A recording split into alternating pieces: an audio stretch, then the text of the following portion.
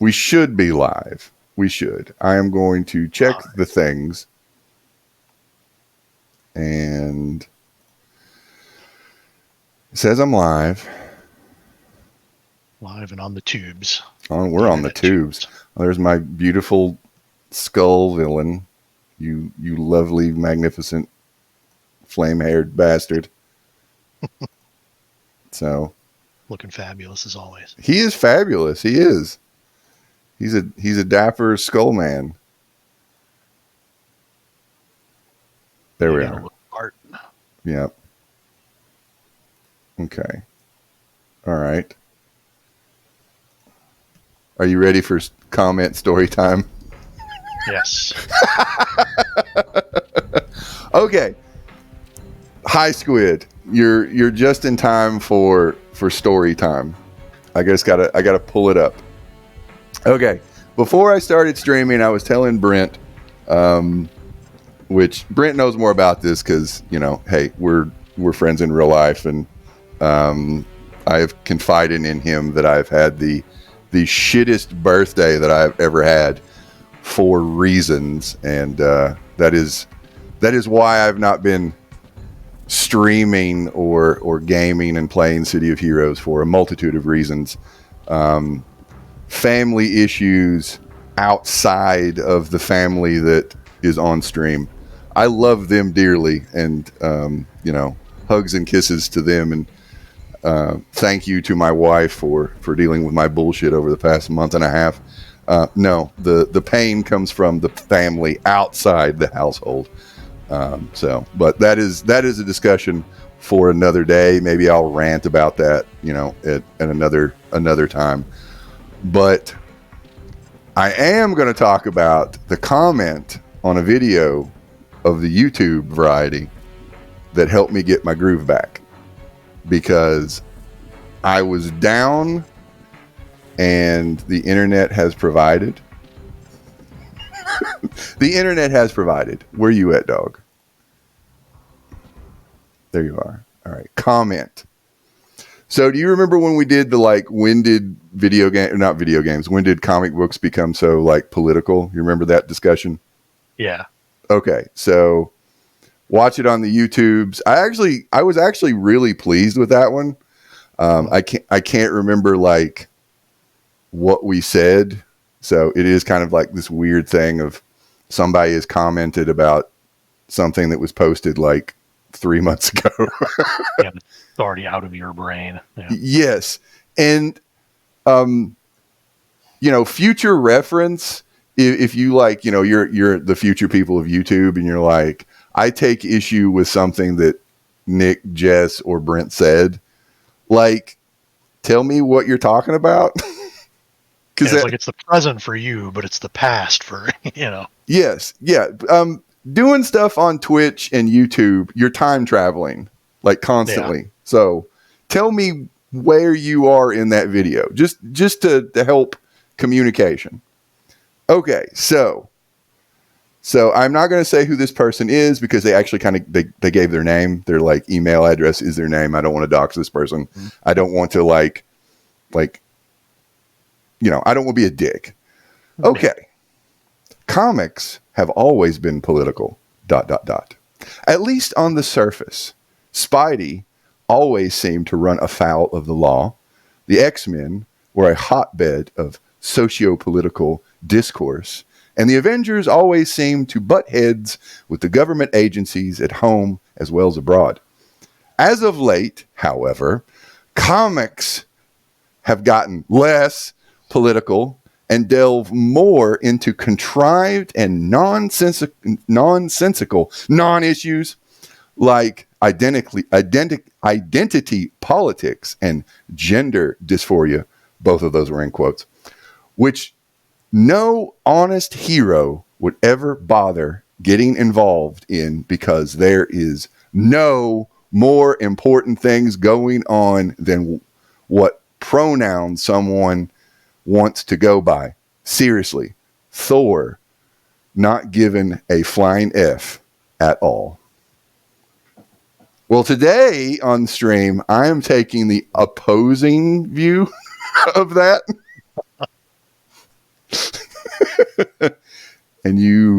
fine people get to be a part of all that. So.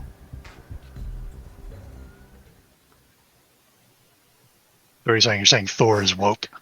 I am saying that Asgardian society is woke as fuck dog. Mm-hmm. And I wanted, like, I read that, like, I don't know, 5 days ago or whatever. I don't know, some actual business, like, let's get playing the game. I'm going to get, like, who you want to play? You going to play Skullman? Yeah, I'll play Skull Guy, unless All you're right. feeling something else. All right, I'll be other Skullman just to get some stuff going on him. Okay, so that's where I'm coming from. And, like, I don't, like, when I read that, I didn't know how to respond, because I don't want to, like, disproportionately, like, clap at somebody.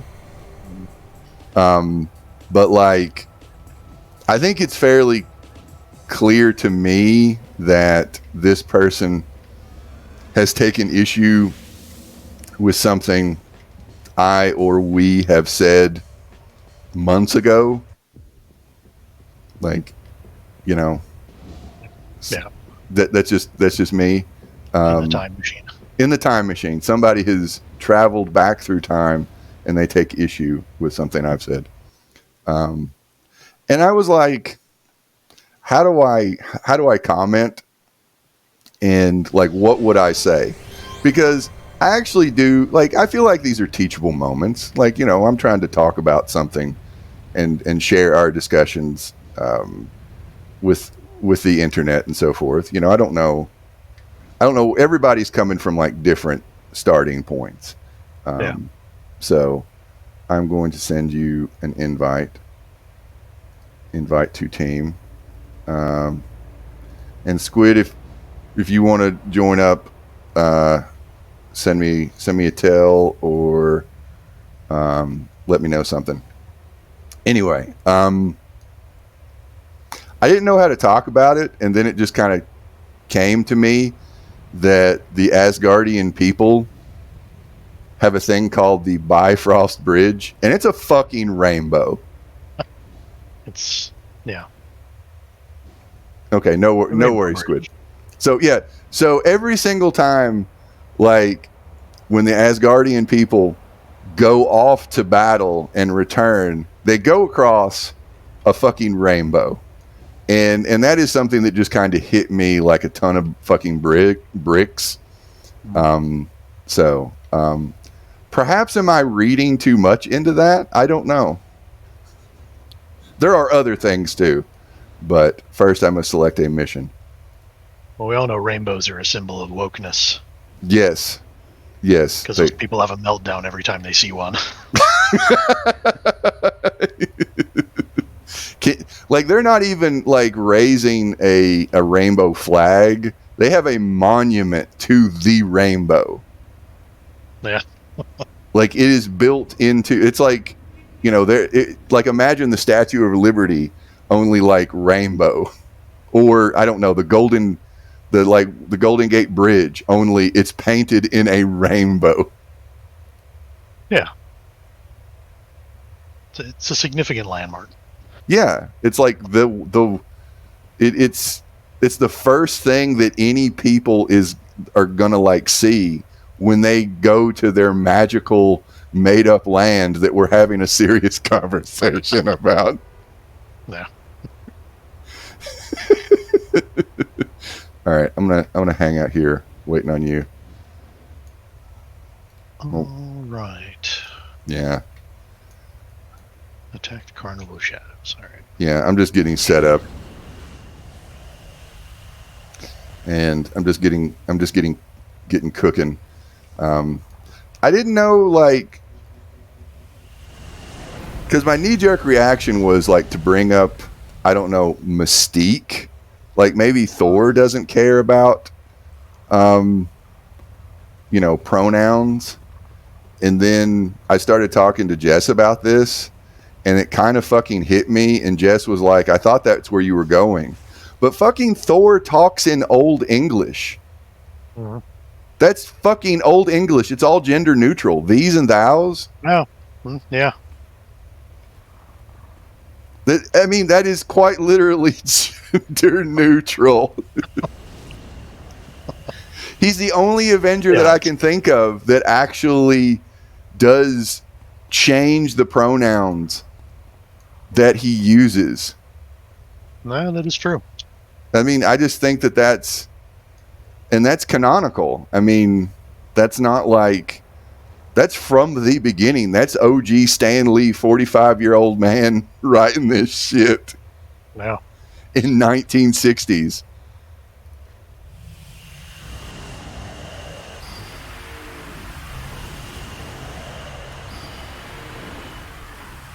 Oh, God. All right, I'm going in.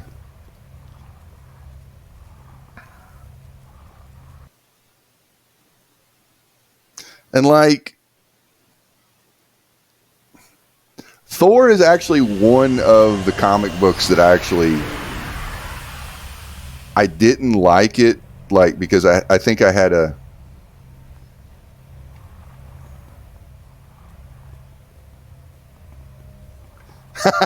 that is a good point, Squid. Did the commenter say identity politics weren't a big deal or weren't tackled before? Your Honor, God loves, man kills for the win. Yeah. That's kind of the all-purpose refutation. Yes. But more on that. I want to finish the Thor cooking. But that is a very good point, Squid. But like, I always thought Thor was D&D, but in the real world. And that's something that, you know, I've kind of always, like, I don't know. I kind of feel like it's, you know, I don't know. Younger me would have been, that's too silly. Yeah. But, there's something, there's a little high fantasy. Yes. In that. And a little bit of like pulp fantasy kind of stuff. Yeah, it's, but at the same time, like, I dig mythology, and it's basically like just mythology with that like pulp fantasy, I don't know, film or whatever, or maybe like that's the way it's presented. Yeah. Pulp mythology. I don't really. Yeah. Yeah, kind of. Yeah, like Norse mythology filtered through like Conan or. Yeah. Or your old kind of sword and sandal kind of epics, those old movies. Like yeah. Movies. Yeah. But Sinbad and all that business. Yeah, and I mean, even I forget the actor that played Hercules, but they drew Hercules to look like that guy. Yeah. Like the dude from the 60s. Yeah, yeah. I can't remember his name, but yeah. There were a few, but there was one guy who was like... The one guy. Yeah.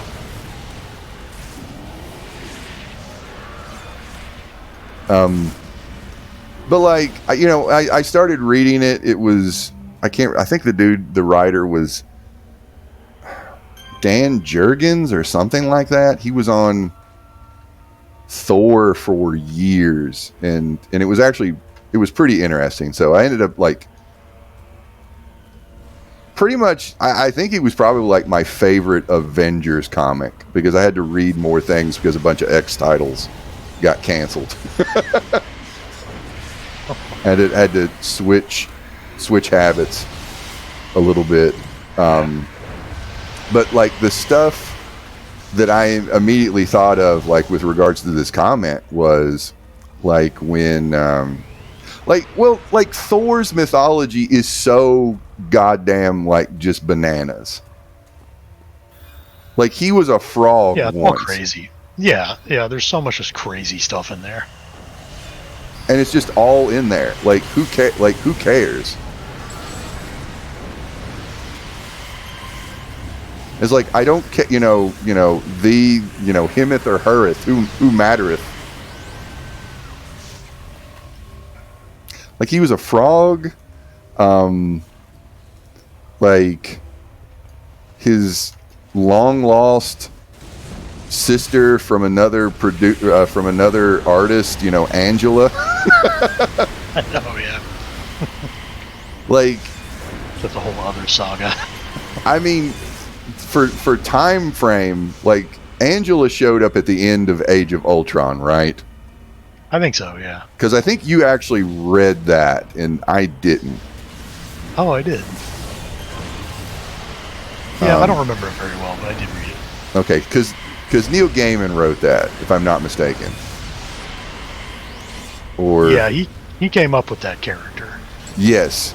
Yeah, and then and then the whole thing with Todd McFarlane. And then he gave it to Disney. He gave it to Marvel / Disney, meaning that Todd McFarlane will never get that lady back. Right. So he made up his own knockoff version. Okay, all right. Put a pin in that because I actually don't know about that. Is it? Okay. Is it Angeline? I figured it might literally just be like Tiffany or something. Well, actually, like I think Tiffany was in Spawn before. I think. I might be thinking of somebody else then, but okay. Or maybe he just really leaned into that. Leaned into Tiffany. Tiffany lost the other character. Took Angela's place. Yeah. Okay. But anyway, that's... All right, I'm going to romance this mistress. We can go on about Todd McFarlane forever. Oh, God. Yeah. I'm going to try to save you, bro. Anyway, so...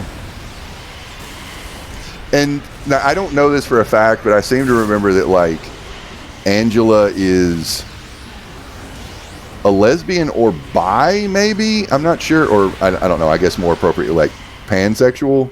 Because I think she was dating a trans character at one point. I think, I don't know.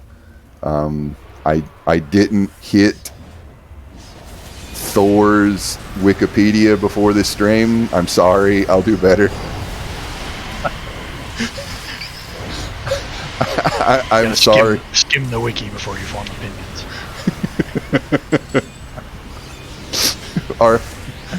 The quality of the Shady Rogues streams has really gone down. I remember when Nick read the Wikipedia for the Punisher before he talked shit.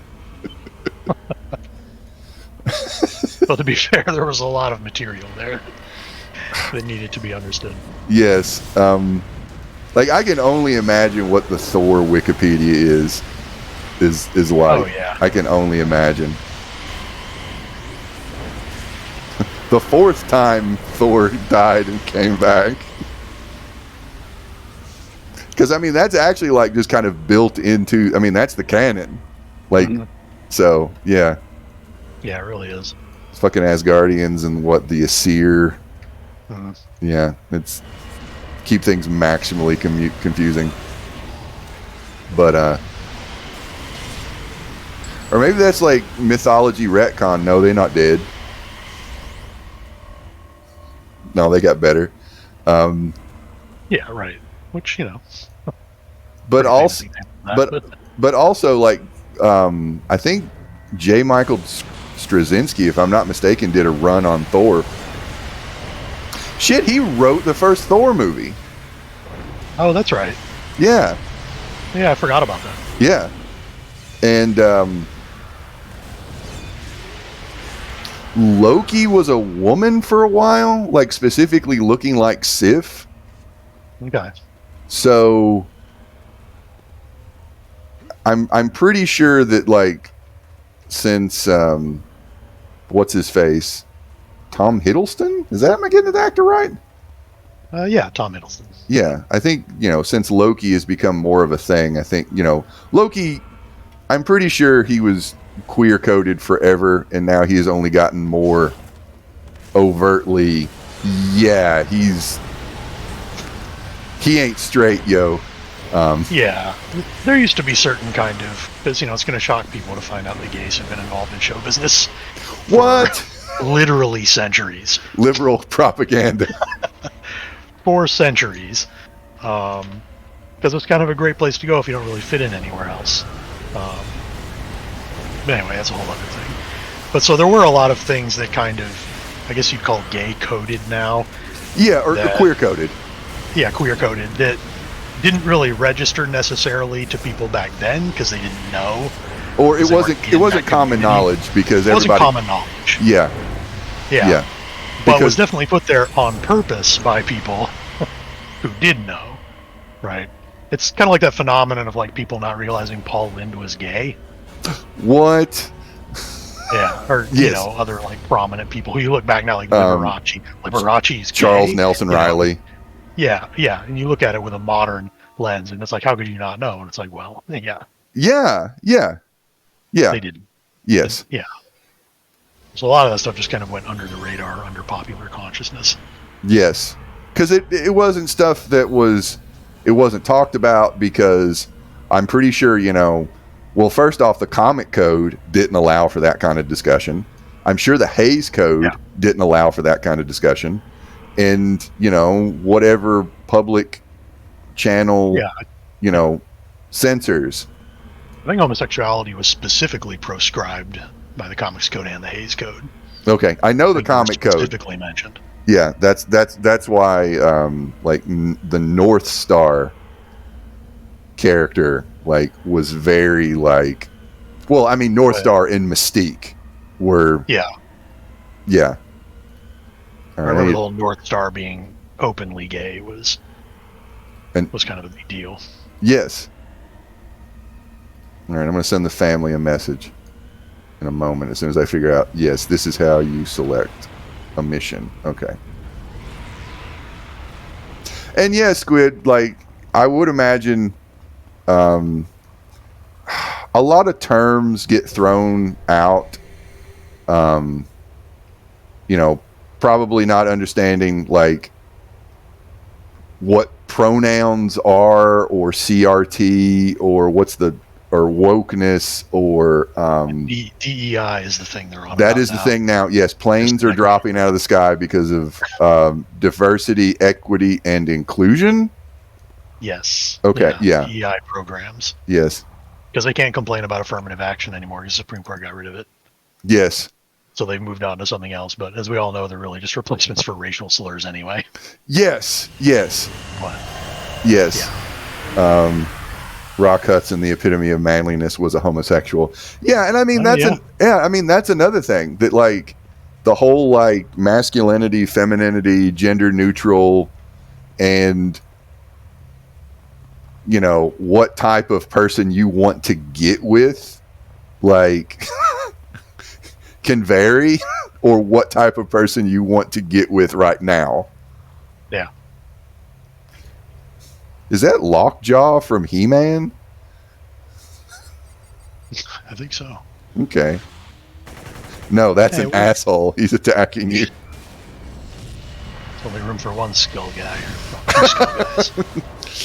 What's with all the skull on skull violence? Freeze a crowd.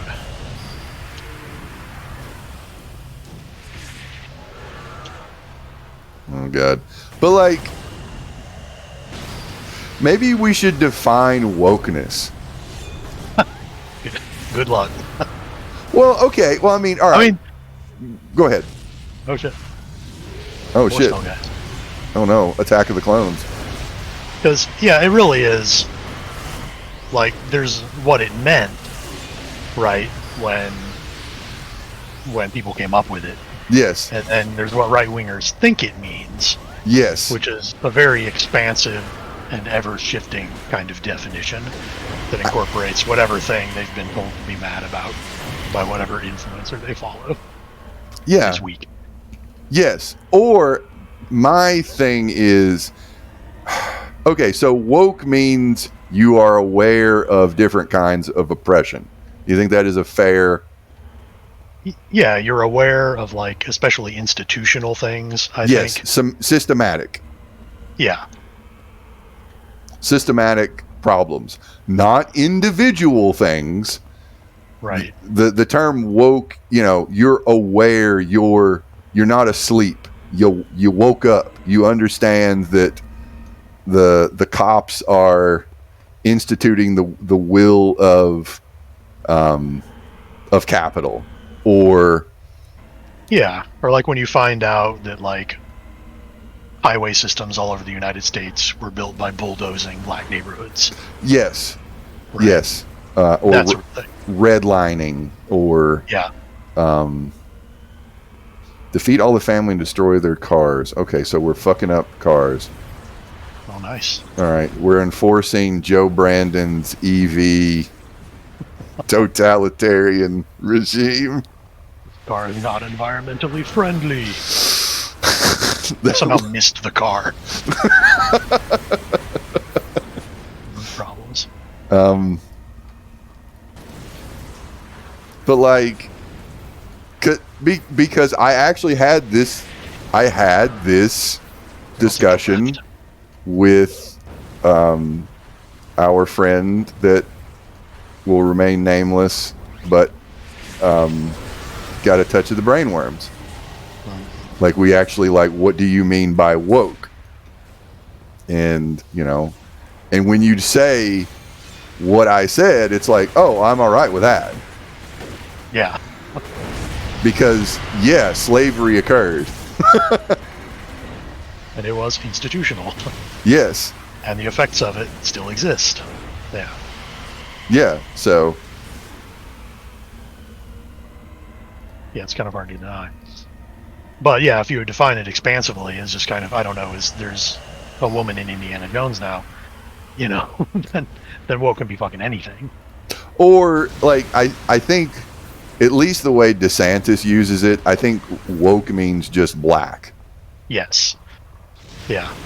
And again, it often can be used as a replacement for racial slurs that they don't have the courage to commit to. Yes. Yes. They're getting there, though. I think those nuts are going to drop soon. They're going to run out. They're going to run out of euphemisms. I mean, yeah, we see it with increasing frequency. That people are just saying the thing. Because they really do, like, yeah, you know, my freedoms to say certain words. Yeah. There's just, you know, there's a rhyming quality to certain people complaining about things. Yeah.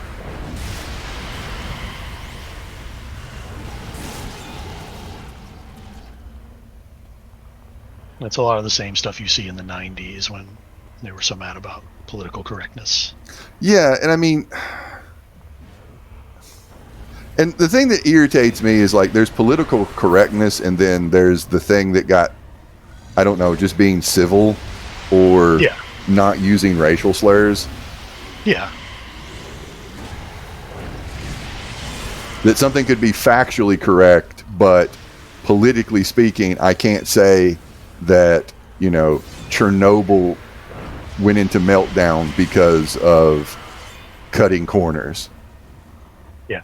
Or whatever. I mean, really, it's like, it's just socially correct language.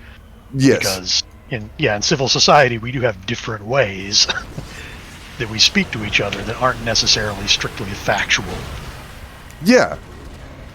Like, just to smooth things over, maintain social cohesion, and, and to respect other people, you know. To not be a dick. Yeah, to not be a dick.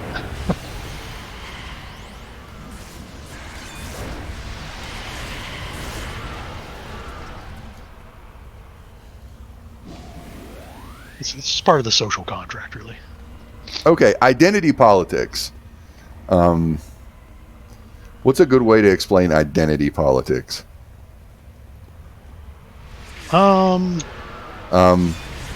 Okay, what about this to back up? Because something that someone told, like, something I heard online is that in our society, the default setting is considered to be white, English speaking, straight, Christian, and like middle class. Honestly, you know, this is where the term WASP comes from. Yeah, white Anglo-Saxon Protestant. Yeah, that's why, you know, Italians had it rough because they weren't from the designated white parts of Europe. Yeah, because white men white, Anglo-Saxon, Protestant. Yes. Yeah. So Catholic bias was a thing in certain parts of the world. I'm sure it's still a thing. But they're 50%. But they're 50% of the Supreme Court. So right. So when it comes to actual, power, it's not the case. Well, they've been welcomed as I guess allies of convenience by American evangelicals. Yes. So I would say like identity politics is like I guess the friction of people who the friction of people trying to fit in a society that aren't one of those default settings. Yeah, that things are in fact not colorblind or not blind to ethnicity or religion or any other thing, and that in fact things have been kind of orchestrated from the beginning for the benefit of that one particular group, and kind of pretending then that the law or policies or all these things are really just kind of one size fits all solutions. This kind of isn't true. That you do need to take into account minority groups. Yes, I guess for lack of a better word, or really just oppressed people. In the oppressed people, the out groups, not default settings. Yeah, that those things are important, and that you can't just really pretend that everything is colorblind, so now it's okay, right? While you're really just maintaining the same policies. Yes. As the past.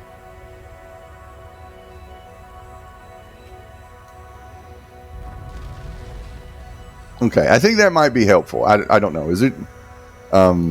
Maybe. Like, hey, I'm... Like, because, this stuff... Like, if you don't get taught, if you don't, like, listen to people, like, people with different experiences, like, you're not going to learn anything. Like, it... like, you're just going to you're just going to be angry. Like... Listen to Natalie Wynn of ContraPoints, and that will help you understand the trans experience a little bit, at very least. Because I know I received a very colorblind education, right? But what that really ends up meaning is that all the stories are told by white people. Yes. Right? Yes. All the stories about gay people are being told basically by straight people. And that's how it gets in the DSM for until 1975. Yeah, exactly. Because it's considered to be deviant, not normal. Yeah. And even if, opinions change on that and it starts being talked about, in better terms, it still fundamentally is kind of ignoring the actual members of that community. Yeah. Like their voices just are really still kind of sidelined. Yes, they're not talking about their experience. They're not telling their stories from their perspective. Yeah, which it's a bit of an aside, but this is something that I think was one of the bigger points of the movie Get Out. Okay. Was that idea of black stories being told not by black people. Yes, told by white people. Like as good as Candyman in the 1990s was, it still has issues. Yeah. And that white liberals are not immune to that kind of patronizing. What are you talking about? I would have voted for Obama a third time. Right, exemplified by I would have voted for Obama for a third time. And having an actor who played in The West Wing, I don't think that is by accident. Not a coincidence. That is not a coincidence. Yeah. Oh, God. One of these days I want to talk about The West Wing, but not today. Please continue. So, yeah, there's been that kind of push, incomplete, of course, to try and center actual members of marginalized communities when you're talking about marginalized communities or the stories of marginalized communities, and not, not just trying to do it from the default perspective, because again, we know what the default perspective is. Yes. Manifest destiny, that's the default setting. Yeah. And one of the problems when you get that is when those communities start telling the story, then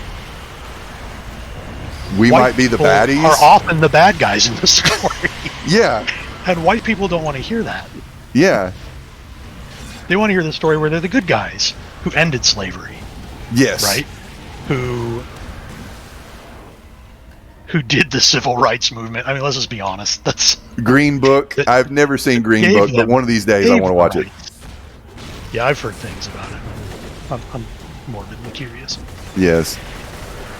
I really like both actors in that movie, but I don't know if I can ever eat that cake. It's got Lord Vigo in it, for God's sake. It just seems very Hollywood, like that Crash phenomenon. Yeah, yeah. Hollywood is patting themselves on the back for saying racism is bad, but such in courage, the mealy mouthed way possible. Yes. Yeah. Oh, did I go the wrong way? I have no idea. Thought it was a dead end up here. Yeah, I guess it is. And what you're talking about, like representation matters.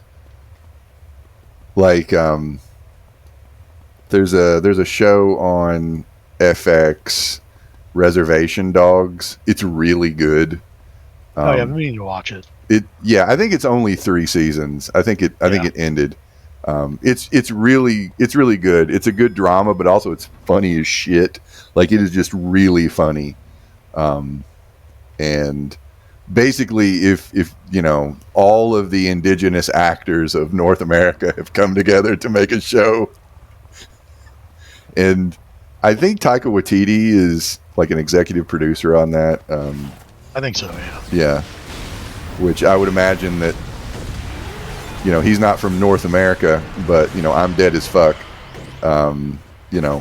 There's some similarities being, in a part of the world that was also settled by settler colonialism.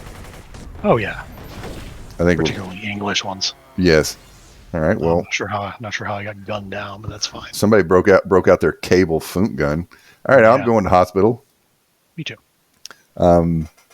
So yeah, I mean, it's just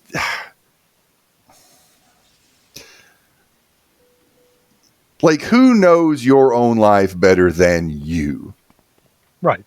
And I don't think that I don't think, like, when you think of it that way, and people from like a particular background, like if you're from a small town or something like that, you're going to have similar experiences. You're not going to have all of them, but it's going to rhyme, so to speak. And if you have certain people having lived in this society, having similar like issues with society, because they're constantly, every person in authority is not going to bat for you, and everybody, and all the religious groups are like, you're going to hell because of who you find attractive. Maybe you're going to have some, maybe you're not going to say, I'm out and proud. Yeah. Yeah. Or, whatever, fill in the blank. It's like, oh, the police pulled me over again because I look like a suspect. Wow. Again? Yeah. It's like, I have not been pulled over. I can't tell you the last time I've been pulled over. Oh yeah, for me it was ages ago. Like, yeah. Yeah, but yeah, when I was pulled over, it never crossed my mind that it might have been because I looked a certain way. Yes. Right. And that's not to say that the cops are not a threat to white people either. Right. Yeah. But that has more to do with socioeconomic status This guy looks like he's going to sue my ass. I better be calling him sir or ma'am. Yeah. He might be one of those sovereign citizen types, and he's just going to be a huge pain in the ass. Oh, God. Am I allowed to go? Am I allowed to go? Yeah. Oh, God. Oh, fucking sovereign citizens. That's a different topic. Anyway. Yeah.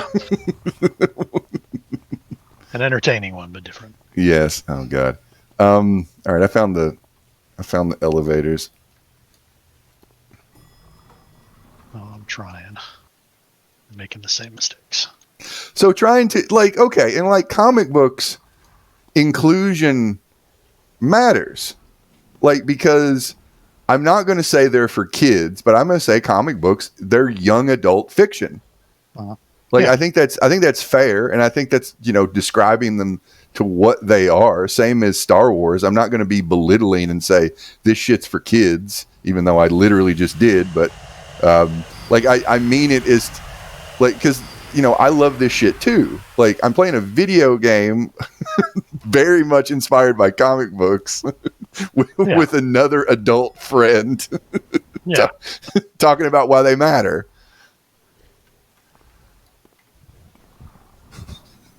Yeah, it's not a value judgment. Yeah. It's more of like, just, you know, that motherfucker. Oh my God, you son of a bitch. Already, huh? Shit, get in there.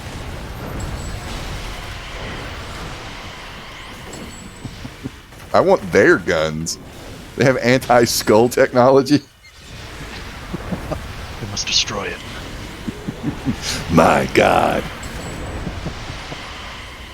They're anti-skull weapons.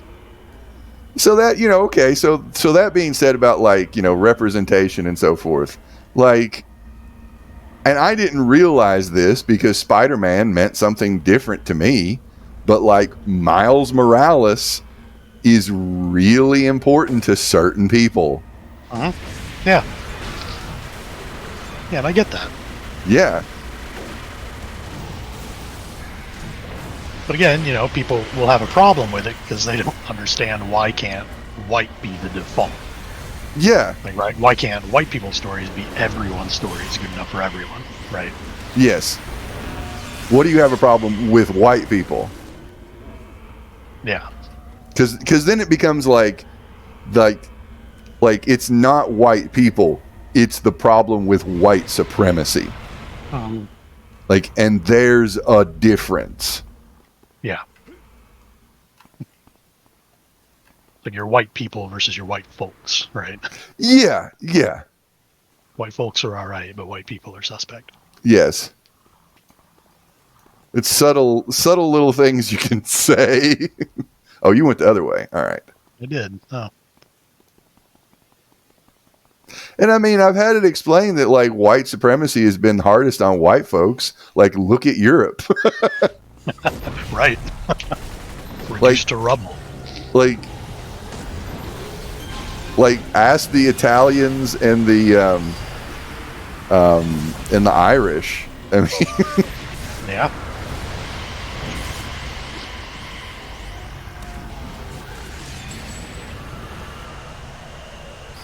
Oh, some people don't understand that Miles was not a replacement.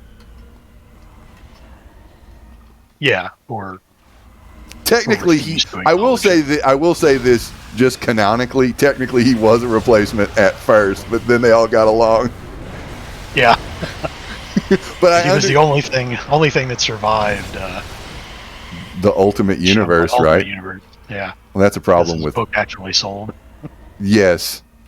Oh God, Ultimatum, don't get me fucking started on that. Oh God. Yeah. Oh, Ultimatum, that's a topic for another day. Put a pin in that. Oh God, tastes like chicken. Yeah. Oh, God. Yeah. Leave a comment below if you know what the fuck I'm talking about. If you were there for Ultimatum. When they were just like, yeah, fuck it, let's burn it down. Because that Miles guy, he's all right. Oh, People that read his book. no, well, actually, that happened like Ultimatum happened before Ultimate Spider-Man was a thing. Did it? Okay. Okay, yeah, that is what kind of led to the necessity of we got to try something different. Okay, that makes sense. Yeah, we got to try something different, and then everything. I don't know why they destroyed the Ultimate Universe. That happened when I wasn't looking. I had no part of that. Yeah, but I don't think anyone else noticed either. Hello, Tiny Gremlin. Okay, you want something to eat? You want a banana? Okay, a tiny gremlin is trying to tell me what she wants to eat. One moment. Can you come over here? I'm going to need that. Okay, what you want to eat? Bluey gummies. You want bluey gummies. Okay, all right, I got to get bluey gummies. I'll be right back. Don't get killed. All right. I'm working on it. I'll just choke point these guys.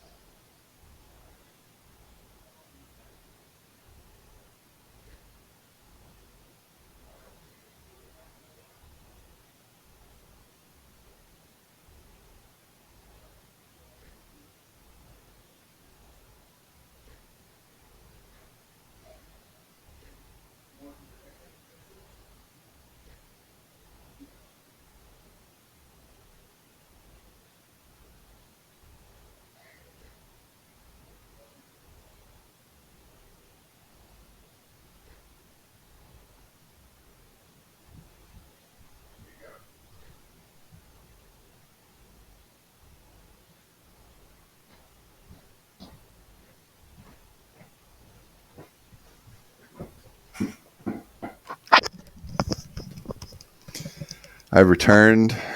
We did not have any bluey gummies, but fortunately, my youngest daughter is okay eating a just plain tortilla,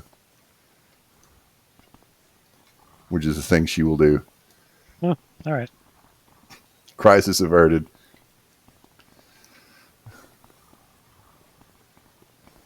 Anyway, what the fuck were we talking about? Like Miles replacing that good white boy Peter Parker? Yeah, and people not getting or refusing to get that he wasn't a replacement. Yes, yes. That he was an in addition to. Yes, yeah.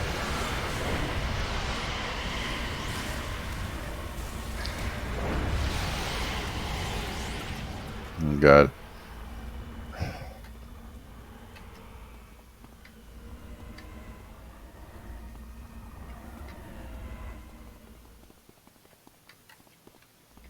Really is kind of one of those telling on yourself kind of moments, right? It's Well, yeah, I think the brown people are not a replacement for white people.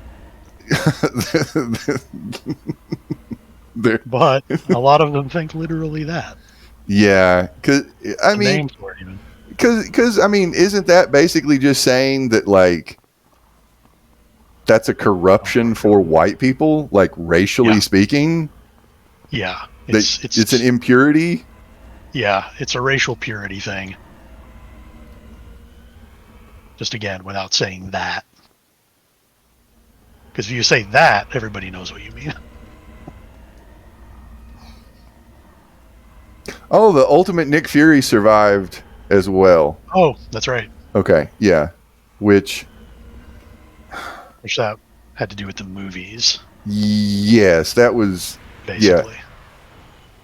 Is this the up or the down?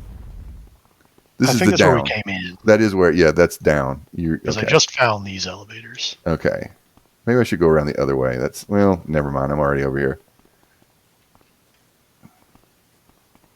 Which, I mean, you have one of the more, I mean, Samuel L. Jackson is one of the, he is a, particularly at that particular time, he was an A-list star. Yeah. And when whoever was doing the art for the Ultimates, they drew him like Samuel L. Jackson. Well, and they just spoon gunned me. one moment, I will fix you as soon as my zombie entourage gets off the elevator. All right, Got ahead of myself. Thought I could handle it. I'm coming. Oh, shit! Zombies attack. Rise, minion! I live again.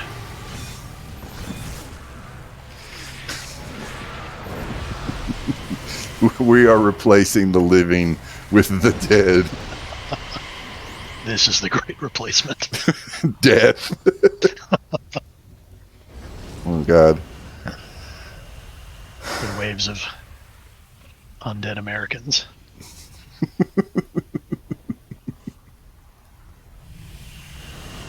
But like back on the Thor thing, something else I wanted to say, like the whole thing with like Loki, like, so I mean, Thor has a sister from another dimension and another publisher who is for lack of who is queer, dating another queer lady, and his brother, who admittedly he does have like a weird relationship with, is also gender fluid, some level of, I don't know, queer or so forth. And also, this is something I think that is worth telling. Like, Loki, although presenting male, has fathered several characters, and I don't know any of their mothers. So is Loki a birthing person?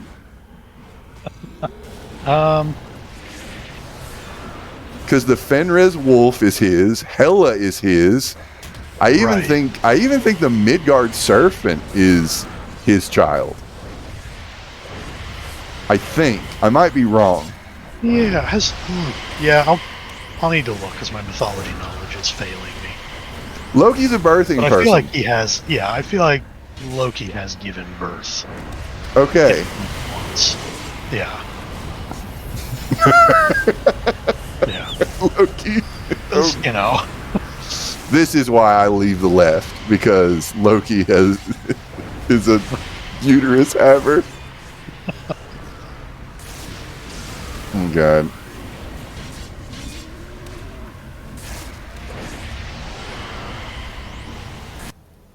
Oh, no. Cutscene.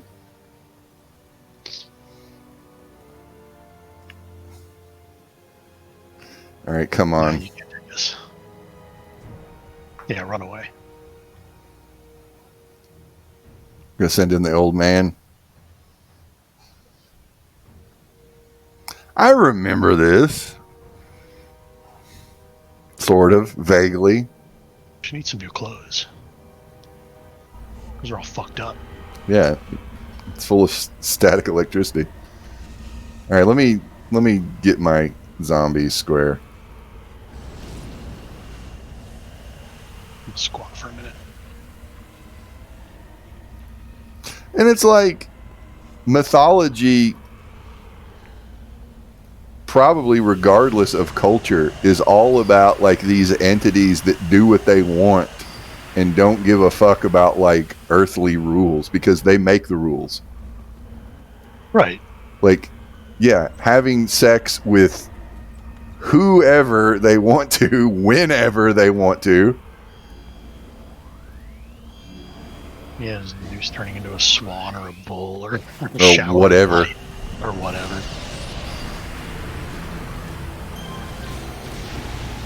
Oh, I need to turn my stuff on. I didn't turn my stuff on. Oh, God, I haven't had shadow fall on the entire time. Whoops. But I had my aura of wokeness on.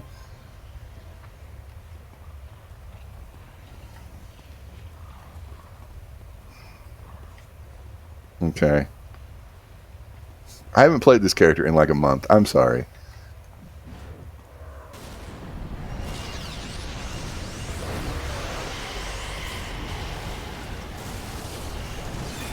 Oh, God, Squid's breaking out the mythology. Definitely there we shapeshifted go. into a mare, mated with a stallion, and Okay. bore Sepnir. Out Sleipnir, Odin's horse. Yeah. Okay, Yeah. okay, Oh, I am just frozen. I got you. Oh, don't go, no. There we go. Stop blaming me. I didn't. Okay. Oh, I'm held. I need to do. I didn't hit my anti-hold button.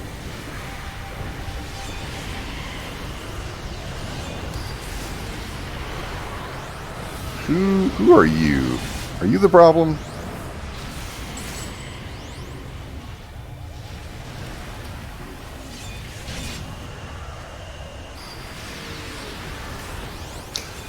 I didn't. I didn't know about that. Loki confirmed Asgardian trans person.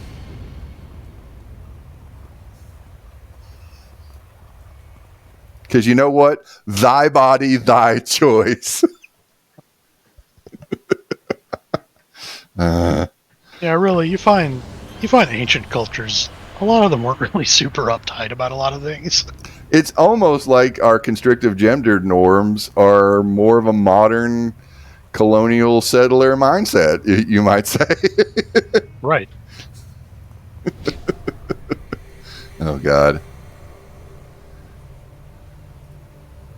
There was Contact. this Go ahead. kind of one of those open questions in, I guess, in like genetics and to an extent, anthropology, is kind of like, sounds bad to say, but like why homosexuality exists, Yeah.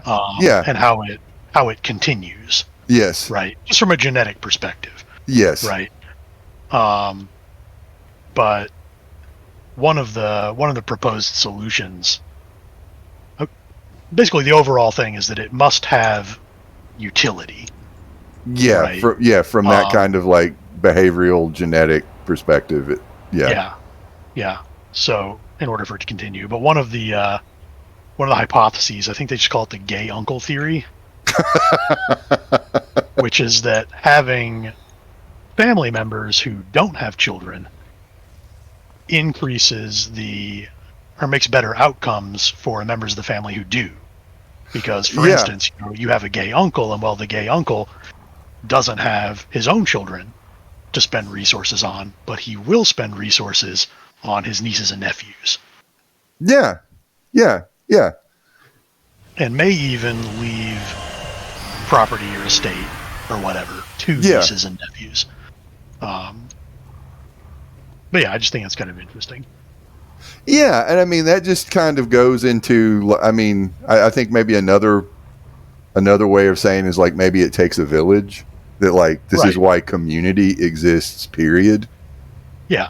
That like we're social critters, and um, what the benefit of like adopting kids that are not yours genetically, Yeah. like, or because motherfucker wants kids, and whatever, like community finds a way as much life as life finds a way. Yeah. It's not solely about having as many babies as possible and hoping most of them live. Yes, I've decided to go at the top of the spawning pool. Yeah, like humans are mosquitoes or something. Yes. It's like most of them die. Who cares? Did I just? Oh no! Am I trapped in? I'm trapped in a box. I'm trapped in the van. What? Wait a minute. All right, hold on. Is it? There's a stuck command, right? I am. Is it just slash stuck? Slash stuck does something. It did it. Okay. For whatever reason, I don't know why this was. I was on top of the van when you opened the door, and then I don't know if I just slid into the van or something. Literally unplayable. What the fuck? I'm in the van again. Like I just. What the? Let's see if I can replicate that. Just stand on the van. Oh, you're about you. Oh, there's only room for one of us in the van. Huh. Oh, you actually went out of the zone. Actually, yeah. But that kicked I me want to out see of the what happens van. if I open the door. Huh. Thank you. I am free now. All right. Figuring out the secrets. It's funny, so it looked like I jumped out of the van. Okay. All right. Well, I'm not going to stand on that van anymore. All right. Don't stand on the van. Okay. Oh, God. Now, what do we got here? We got all right. Is that conduit who we want to kill? something like that. One.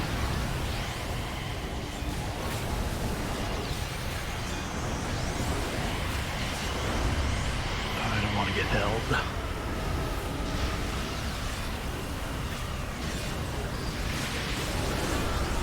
Oh, God. I'm going to title this Loki birthing person or something, just to be as provocative as possible.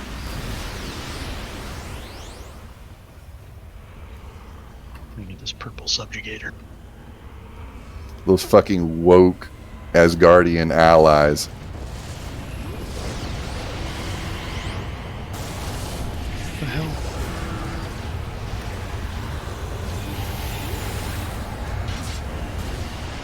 Oh, I shouldn't. Trying to keep you alive. Trying. So far, so good. All right. Okay.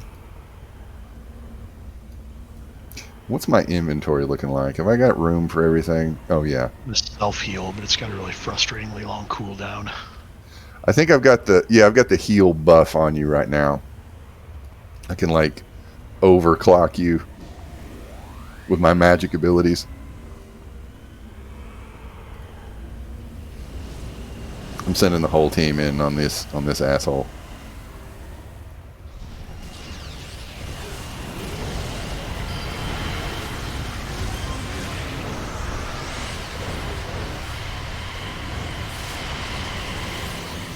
Get out of my mind.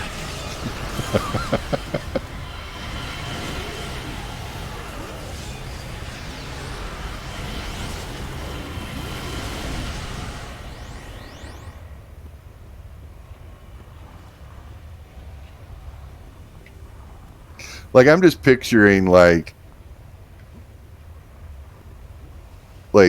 Thor being like, you know, I support you, dear brother, whether you have a pole or a hole for Asgard. Let us go on a mythical quest. Yeah. For gender affirming girdle.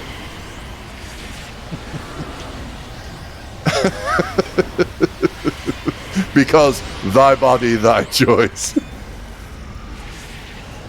Oh, God. I mean, it makes sense they would respect bodily autonomy. Yeah.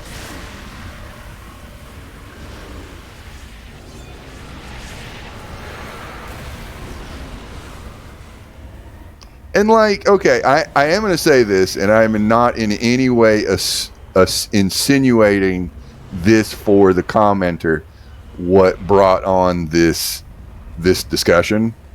I want to say that clearly, that I am not saying that. But there are people who really like Thor, particularly for certain reasons. For fashy reasons. For fashy reasons. And I want to bring this up, and then we can move on to AI, because I do think it's an interesting thing. Like, did you see Love and Thunder? I actually did. I liked it. Never got to it. Never got to it. I liked it, but right before Love and Thunder came out, I think there was. I feel like that there was a like maybe not like a hate crime, but like there was some fasci group somewhere in Europe, and there was some like Nordic symbol that got used, and Oh yeah, they use a number of those. yeah, Yeah. and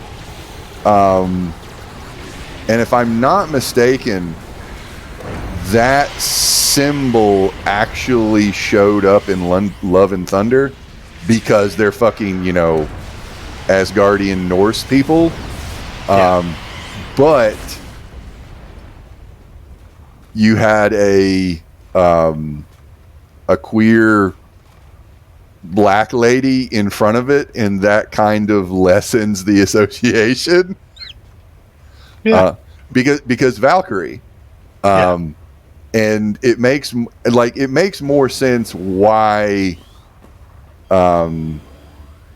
like Heimdall being played by Idris Elba, like that was a way to maybe prevent some associations. Yes. And I'm okay with that. Yeah, because white supremacists do have a fascination with Vikings and Norse mythology because they see it as all hoorah Aryan. Yes. Yeah.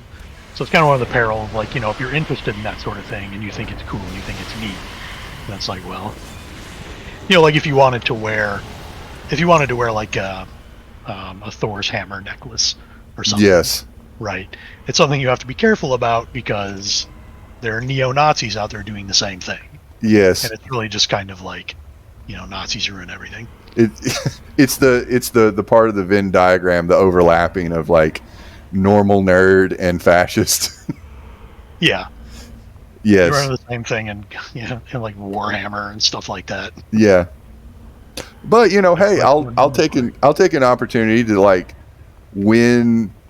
until I saw the first Thor movie, and I mean this is granted like oh god, how long ago was the first Thor movie? Like 13 years ago, 14 years? How longer than I want to think about. Okay, it was a long it's been over 10 years.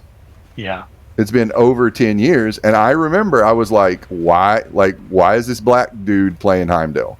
Like as the default setting, I remember that he doesn't look like, you know, and it comes from like, you know, Sabretooth doesn't look like Sabretooth, and like why are they doing this? And it's coming from this, I want my comic book characters to look like the comic book characters from the comic book. Yeah. But oddly enough, I didn't have a problem with Samuel L. Jackson playing Nick Fury. Yeah, no one really did. Okay. Yeah, so there you go. But still. Oh God, 2011. Thanks, Squid. All right. But that, I think that went into like, you know, default settings. Like, you know, I like to think that I have, you know, grown as a person since 2011. I've the Great Awakening, you know, thanks Obama. I don't know. But like, virus, but again, like fucking Idris Elba, he's a fucking awesome actor, and he was one of the best things in that first movie. Oh, yeah.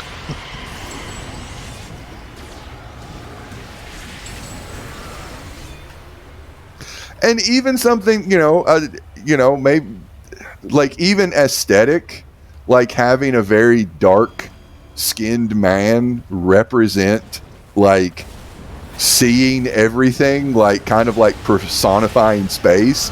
That's kind of a cool idea. Yeah.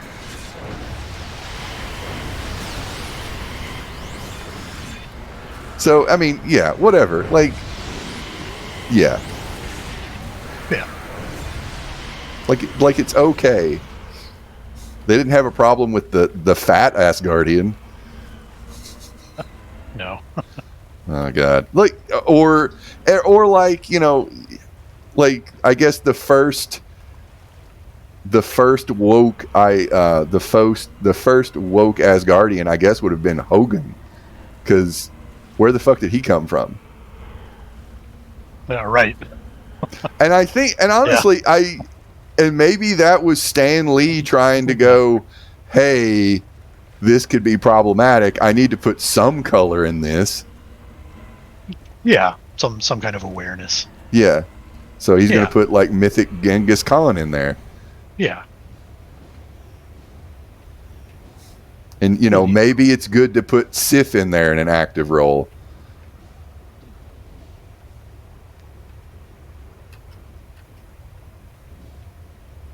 Where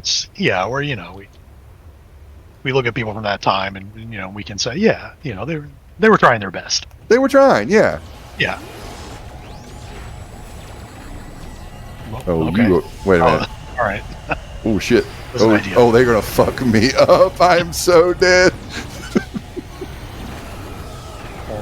Oh. I think I got you though. I think I got you up. I did. Run. Yeah. Jump off this ledge. All right. I don't think I'm getting back up here. There's a lady with a face hugger. Yeah. I think we got some Akira action going on up here. We want full anime. Oh, speaking of white nationalists in Europe, did either of you watch Bodies on Netflix? That is, all right, I'm going to have to eject. That's in my queue on Netflix. Do you recommend it, Squid? Because I've been meaning to watch that, but I've been just on watching movies. I actually don't know that I've heard of it. Maybe I haven't. It's just not ringing a bell. Okay. Sometimes it happens. Okay, you and your wife enjoyed it. Okay. All right. I'll take that under consideration. It might bring me over the top. I think the big buzz is the 3 Body Problem on Netflix right now, which I'm gonna watch that at some point in time. I've got a bunch of stuff that I've started watching Tubi.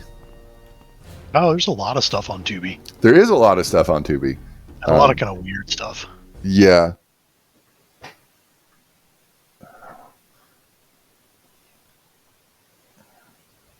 And I like that, like, both Tubi and YouTube will tell me when stuff are getting ready to, like, leave and never return. So I'm trying to watch some stuff.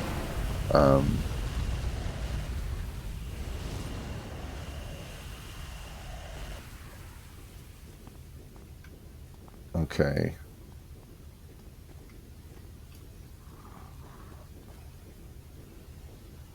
Do I have every... Okay, all right. I got to buff all you fuckers back up.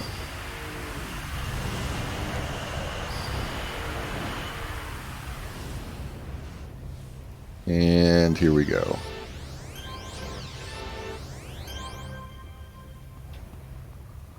Defeat the last awoken deleter.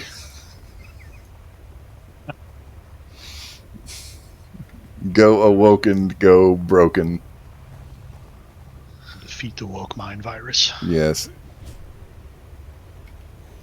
All right.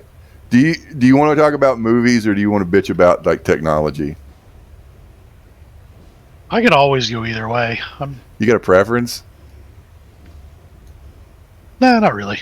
Okay. What do you feel? I don't know. I kind of like. I really want your take on AI. I really do, and just a little bit of setup. For those of you who are unaware, there is a missing Shady Rogue, my buddy Rick, and he's in a different time zone, so it's harder for him to show up and play a video game. He's out in California. and he knows way more about technology than I do. He has been an invaluable tech support person for 20 plus years for me.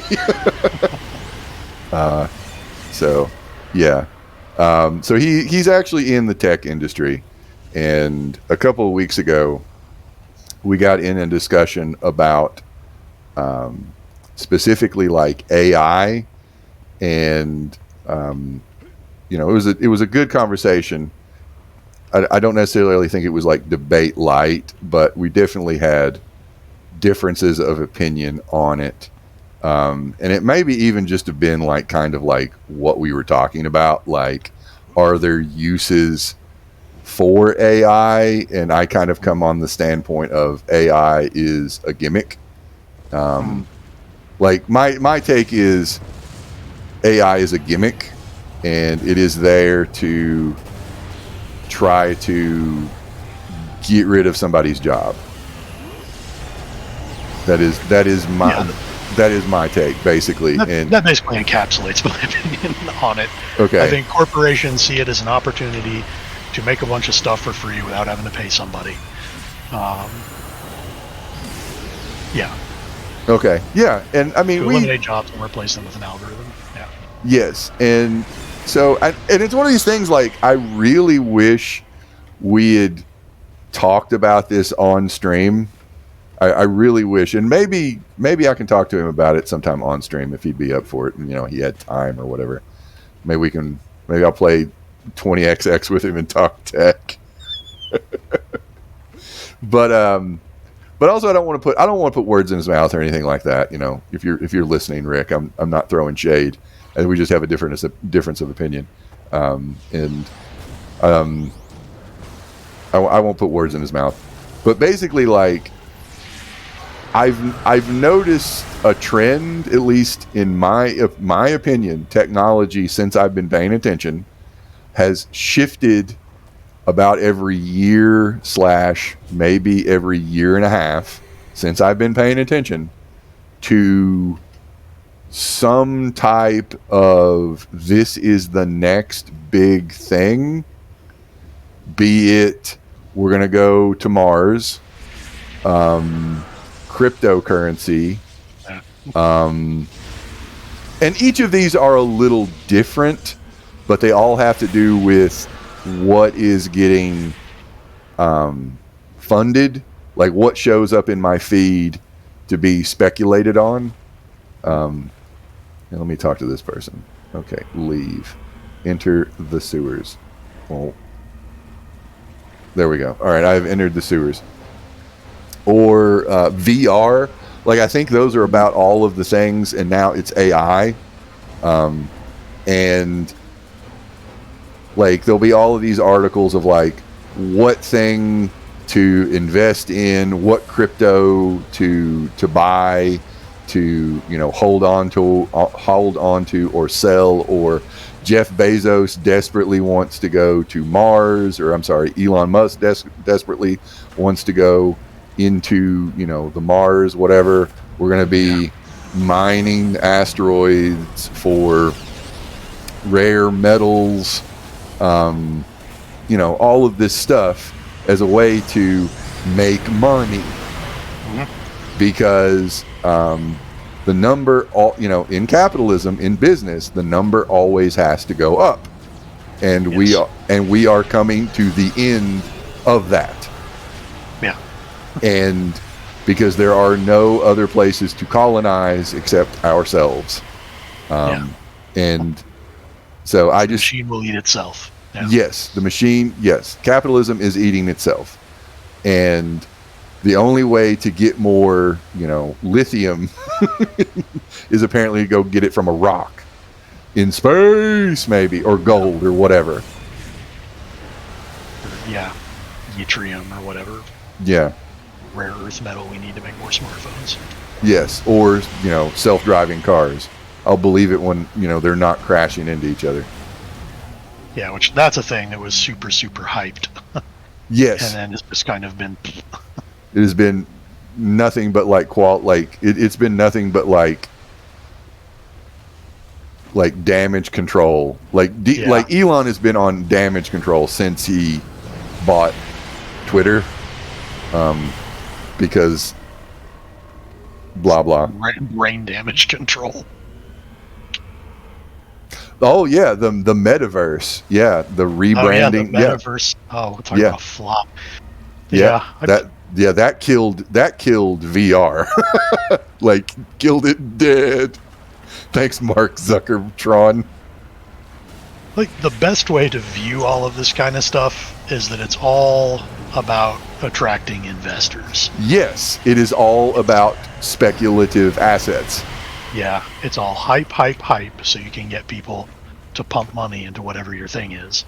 Yes. And then, and then figure it out later, right? Yes, to disrupt things. And then, overpromise if you need to. And underperform. And if you underperform, well, money's already spent. You paid your nickel, you took your chances, Yeah. It's investing. There's no guarantee. Yes. It is just. It's the tech section of the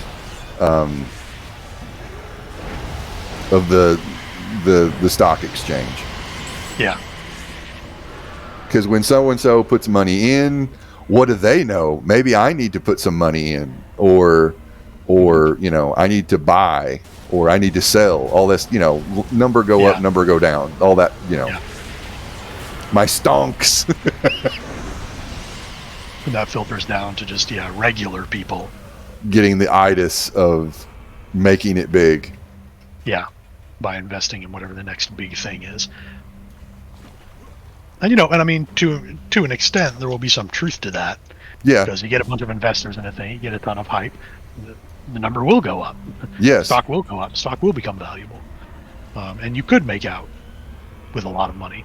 But, also the whole enterprise could fold. Yes, and you lose collapse. Everything that you put in. Yeah. Because it was all built on hype. Yes. And I do see a lot of that in quote-unquote AI, which the term itself is hype. Yes. It's not artificial intelligence. Okay, all right. Simulated intelligence. Okay, and that was a big issue because for those of you who are unaware, I used to be a school psychologist, and although I do not consider myself to be an expert anymore, I do have a graduate degree in giving IQ tests. So I have a better understanding of the bullshit term of IQ than the average person. And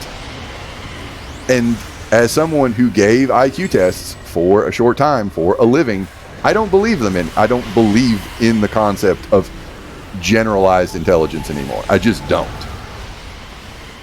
And because of how it was used, basically. And even Benet, you are dying. I'm going to fix you. No, I'm not. Man, I just couldn't use all my heal inspirations. But I'm going to get you back. My skull meat.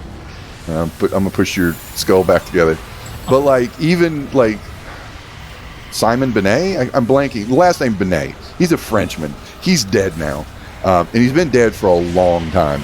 That basically, his takeaway was that intelligence, whatever that is, should be more qualitatively studied than quantitatively studied. So more conception, fewer numbers. Okay. Yeah. So, and that's because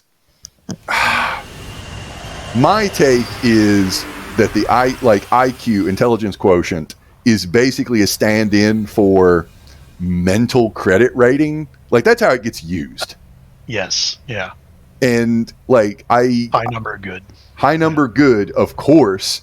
And it's way too your intelligence, in quotes, I'm putting that in quotes, goddammit, is way too correlated with your academic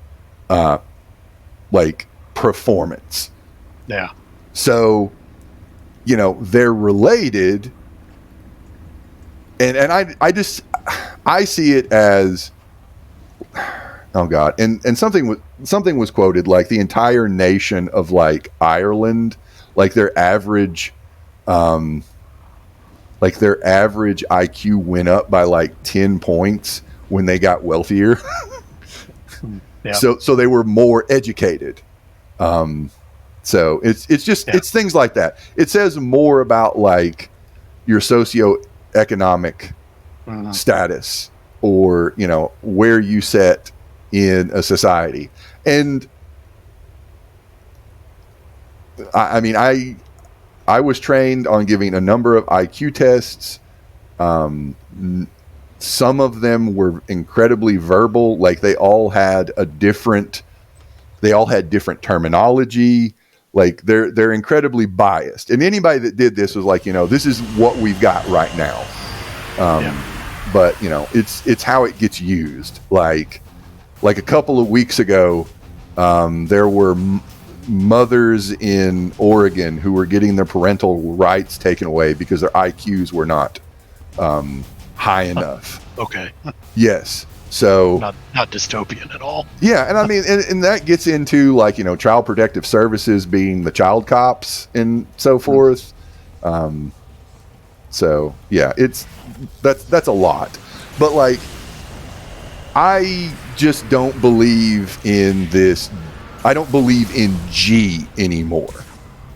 General intelligence. I don't think there is this one size fits all intelligence. Because what do you mean by creativity or drive or concentration or quantitative reasoning or math versus language arts? What about being able to play a video game and talk in a completely unbroken sentence for the entertainment of others? I don't fucking know. Like, I think that's what nobody else does either. Exactly. They have a better understanding, maybe, but how is it being used? Right. It's just, these things benefit people with PhDs and who are talky characters, not characters who work with their hands and throw balls. So, yeah. Something I think that's illuminating in that regard is a lot of the stuff that's been learned about animal intelligence. Yeah.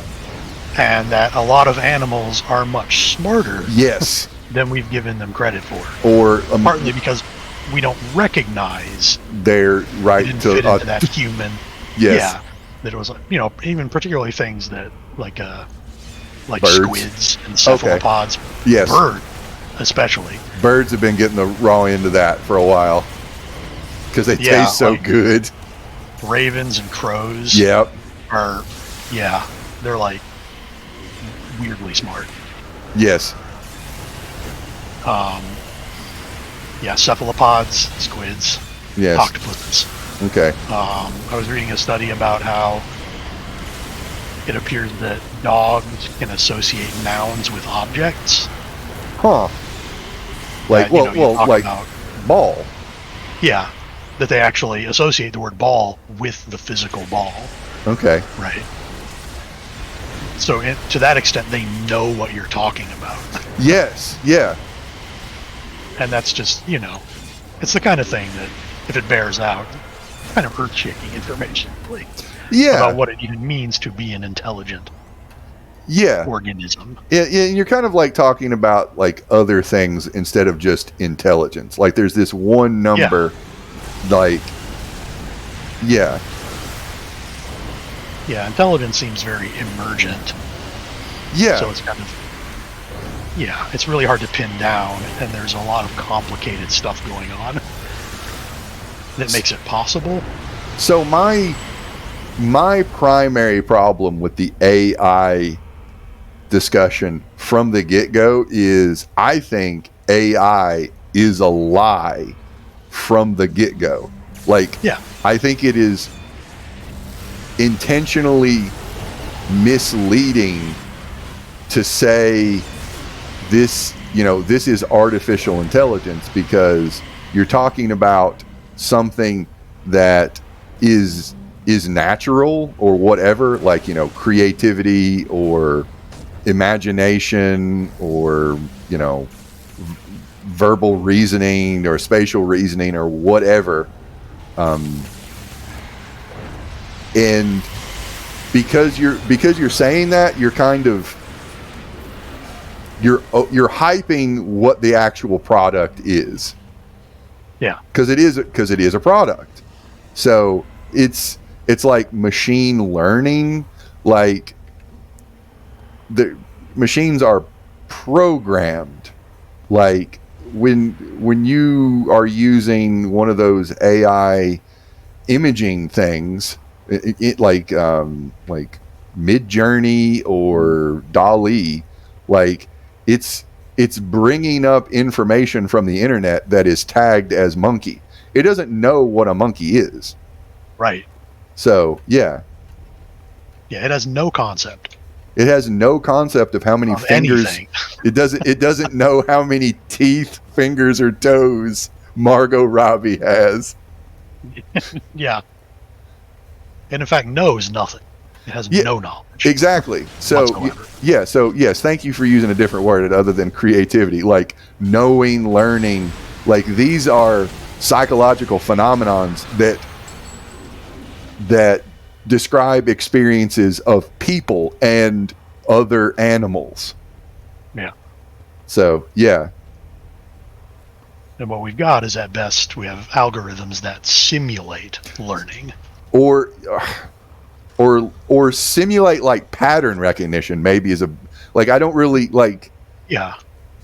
You know, this is an issue of me knowing right now, but like, I have more problems with how this stuff gets communicated and sold to the general public and investors. Like, that's my and really, how are they planning to use this shit? Which, yeah, to me, ultimately is the most important thing. Yes. What is the benefit that they see for it? And I know what the benefit is that they see for that. To cost, It's money. to It's making money. to cut the biggest cost of all, labor. Yep. Yeah. The biggest cost of all. Yeah. And yeah, so the thesis is they want to take your job and give it to a calculator. Yeah. Especially in, like, the entertainment industry, the dream is that, they'll just be able to crank out AI scripts. Yes. Complete AI movies. Yes. And not really have to pay anybody to do anything. Capital does not want to pay anybody anything. Like, the ultimate goal is to have, like, free labor. I wonder where we've seen that in history.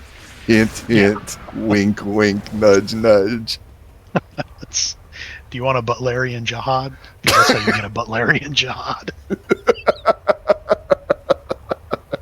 Oh, God. And yeah, I've generally, I've always been pro technology. Technology is a tool, and again, like, what's the most important now to use. But I don't know, I just kind of had this weird moment, maybe a couple of months ago, where I was like, oh, I think maybe Gene Roddenberry was right. Like, what was his take? What do you mean? One of his kind of favorite sci-fi conceits, and I think it was probably something he kind of believed, was that offloading too much human activity onto machines was bad. Yes, I can see. Yeah, and repeatedly had this idea of, like, civilizations that were so dependent on machines that they didn't even know how to fix their own machines. Okay, yes. So they eventually became unable to do anything. Yeah, that's kind of a reoccurring trope, like, even like in 40K in some. Oh yeah. Yeah. Yeah, because they don't really know how anything works in 40K. They pray to make their tanks run. They can't build anything new. Yeah. They can't innovate because they don't really. Yeah. But it's that kind of that sci-fi conceit. But it's, like, he never could have predicted that, like, one of the first things that automation, one of the big things that would be coming forward was, like, human creativity. Oh, God. And I would have never thought that. No. Like, you know, I think these technologies do have a lot of potential for reducing drudgery, right? For automating tasks that workers have to perform, right? Yeah. I think there's utility in that. I You know, have this an whole idea. I have an example of that, but keep going. Okay, but just the idea that they'll be able to write books, Yes. right? They'll be able to write movies, that they can make art. Yes. Because it's thinking, man. It's really thinking and learning.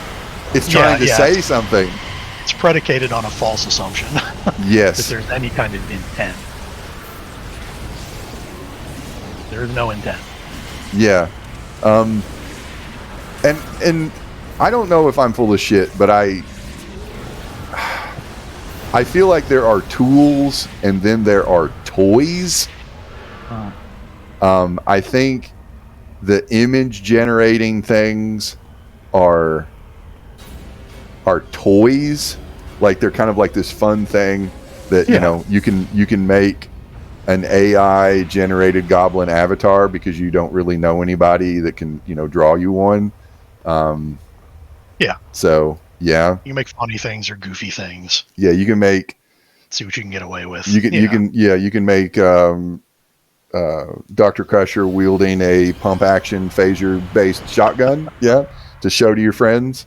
Yeah. And the internet. Come out looking kind of wrong. And it looks kind of also wrong. Fun. Yeah, but but it's an image that I didn't have before, and hey, there you go. Yeah, a toy. And just let's see.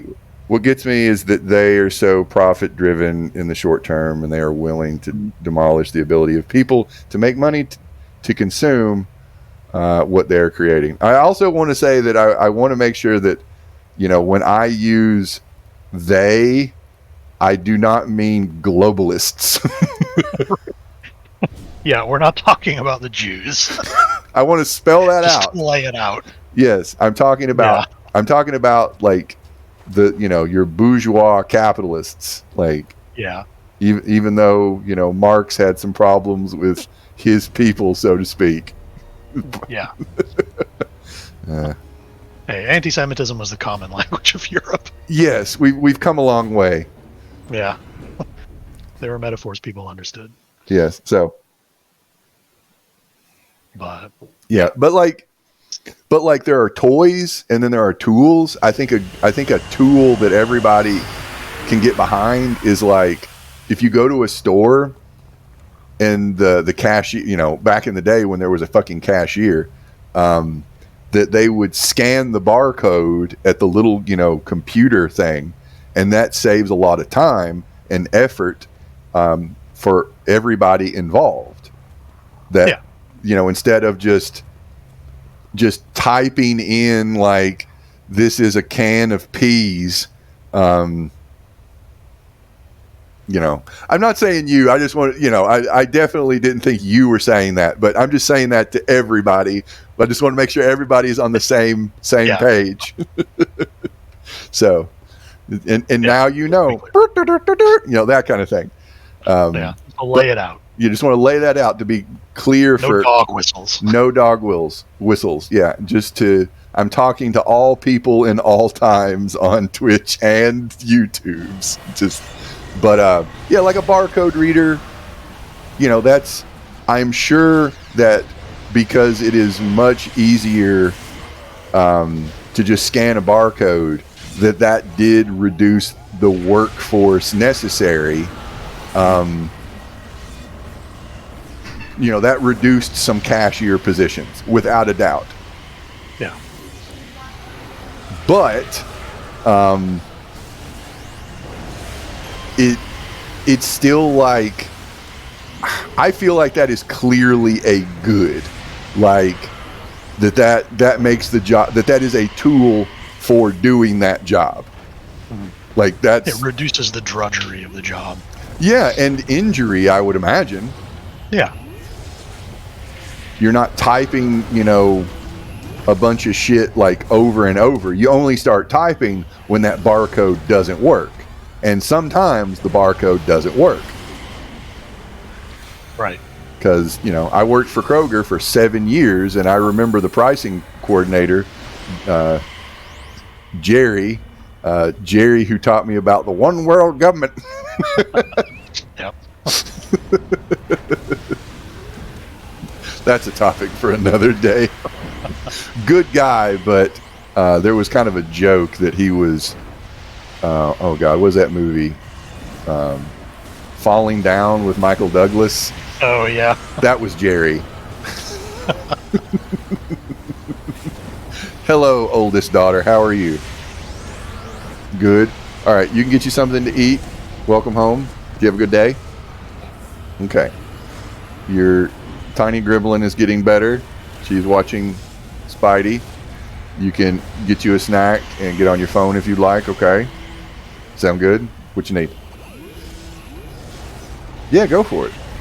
Yeah, go for it. All right. Hey, come in here if you need anything, okay? All right. All right, I'm immobilized. All right, one world government. He would have said globalists if that term had been around, I'm sure. Yeah. And I'm going to try to save ye. There we go.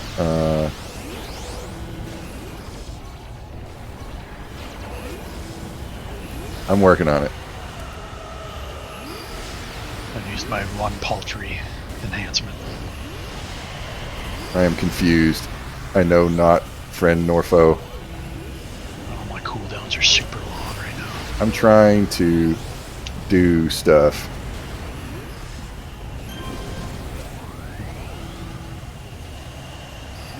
I'm trying to summon some peeps.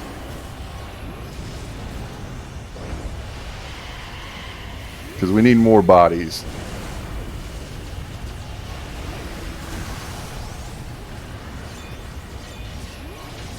But like, okay, we are pulling everyone and everything. God.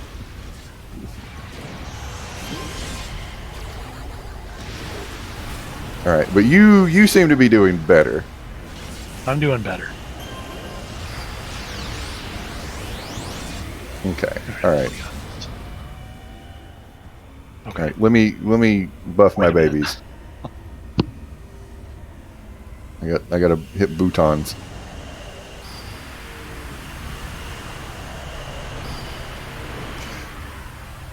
So all right.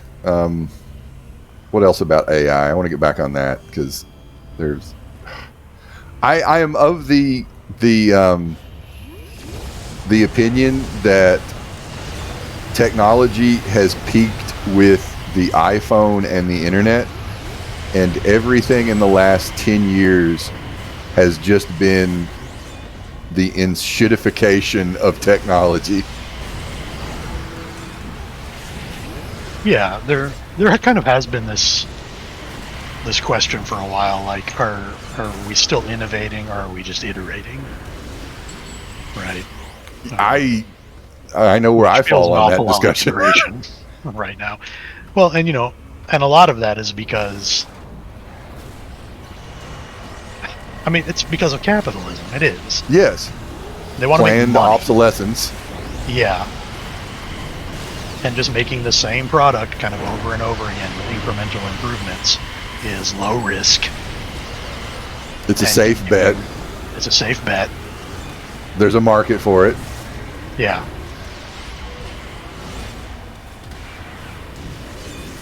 Because how you end up with situations like, Airbnb. Right? Okay, yeah. Which is like a hotel, but worse. Cheaper. Yeah. Because didn't actually solve any problems that people had with hotels, and in fact created all kinds of new problems. Okay, I just got vaporized. Hold on a second.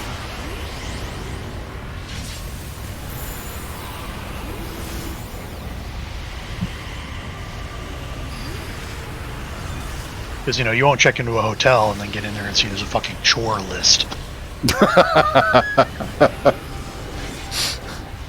Because, it's basically like, I feel like where we're at in capitalism right now is you do it yourself because it's cheaper. Yeah. You check out your own groceries, Yeah. Or you pay to have someone else do it for you. Like, I don't want to get my food. Go get my food for me, and I'll tip you. Yeah.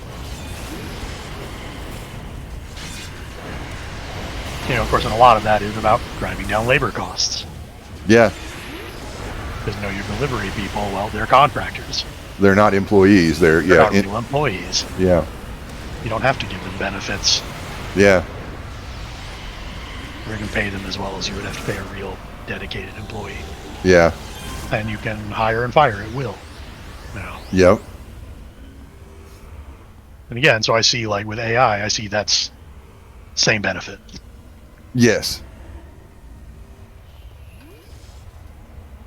The exact same benefit. Eliminate the pesky worker from the equation.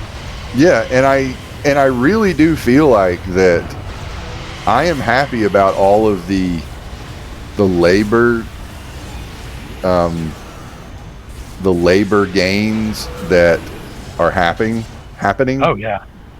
Every time somebody goes on strike. Yes. Gives me a little dopamine hit. Yeah, tipping isn't like an oddly American phenomenon. Yeah. Uh-huh. Am I blind? I'm confused. No, I've been teleported. To where? Ooh. Penelope, you biddy. Hold on a second. Let me get mine. I think shit's about to go sideways.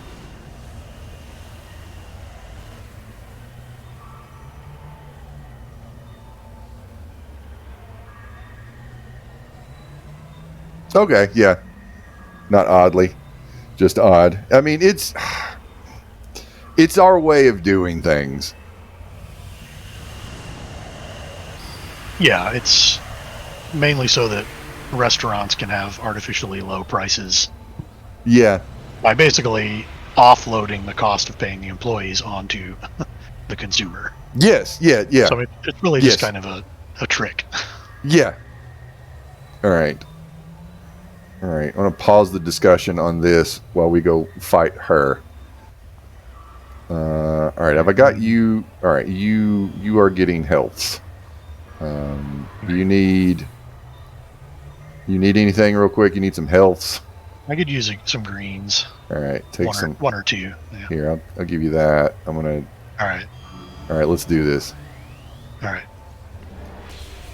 I'm going to go jump on her face.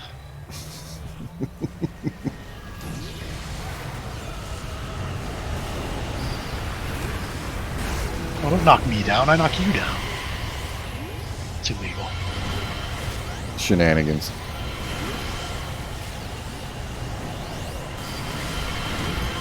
Where's she at? Did she run away? Did she disappear? Is she in the light? Oh, yeah. Do we got to take out the ads or something? Probably. The ad phase. There we go. All right.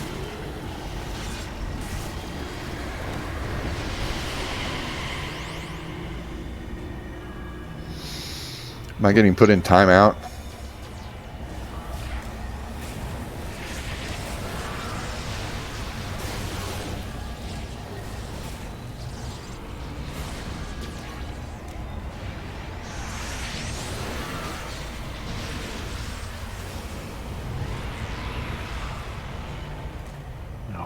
Okay. Damn you underlings. Oh shit.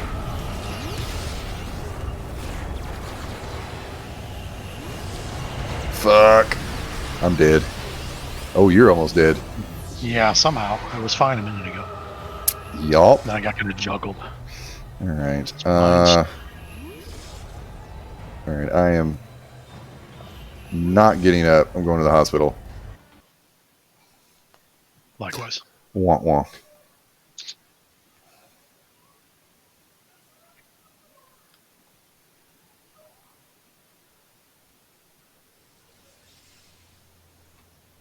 Yay, automated hospitals. What could go wrong there?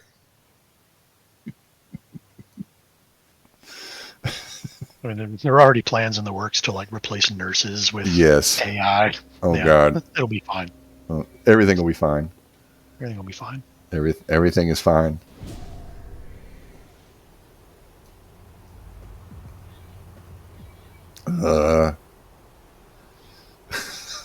Is that? Yeah. Yeah. Checking out my own groceries. That's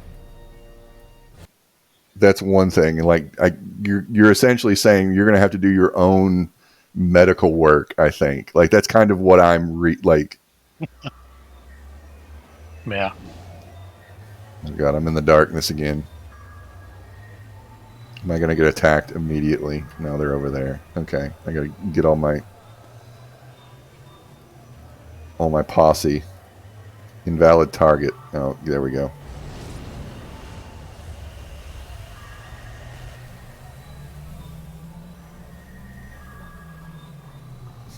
As a nurse, and considering how much critical thinking was stressed during my education, I can safely say nothing bad will come of AI nursing. Nothing at all.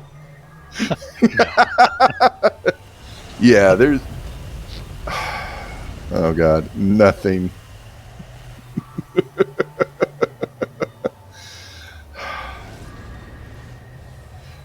I mean, at this point in time, I mean they're coming for everybody's job. They're coming from Jess's job. They're coming. I mean, they're fucking coming for streamers. I mean, they're coming for everybody. Like,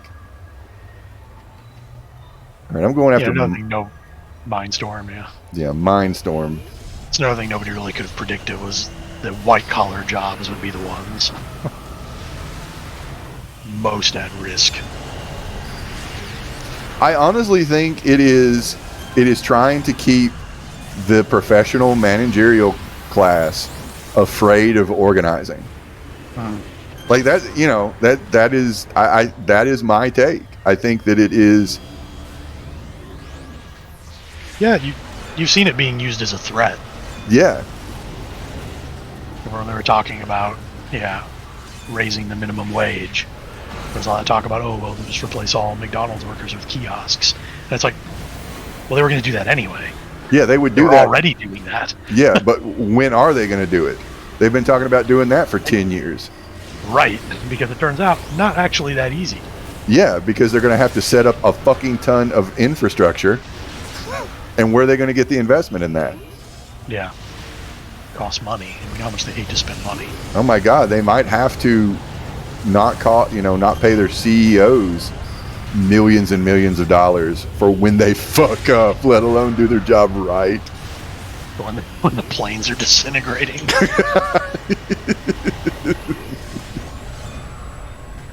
Oh God.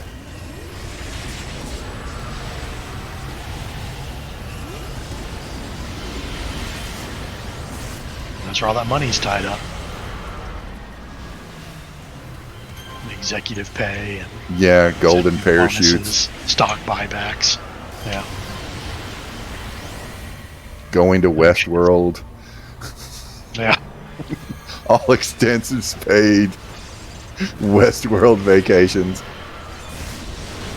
And we almost got her. All right. There we go. Malphazad is doing something to me. I beg your pardon. Malphazad is doing a bad touch. Malphazad's going to get me too'd.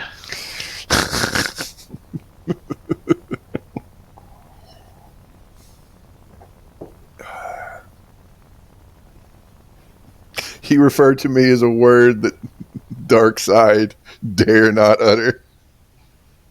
Yeah.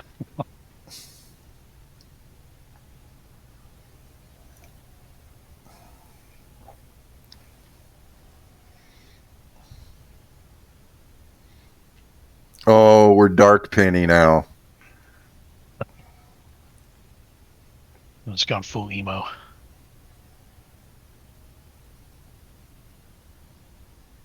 Oh no, don't kill Professor X.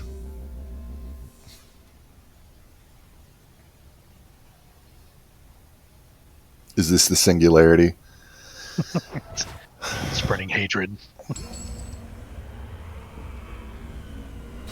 It's like the Harlan Ellison version where AI just hates humans and they imprison us to torture us for eternity. Was it? I scream, but I have no mouth. I have no mouth and I must scream. Yeah. Okay, yeah, okay.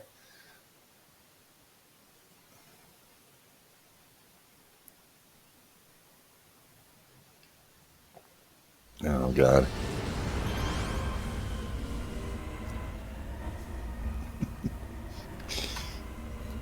All right, contact. I call you. Available missions. Yes. Crap. There we go. Select. There we go. All right. Like, this doesn't have to do, like, this is a technological, like, complaint. Like, this isn't, well, I guess it is technically, like, AI, I guess. Something didn't work right. So, Tiny Gremlin has been ill for the last couple days, and I took her to urgent treatment, and like, she's fine. They think, like, she has a cold kind of deal. It's not the flu, it's not COVID, it's not strep, that kind of thing.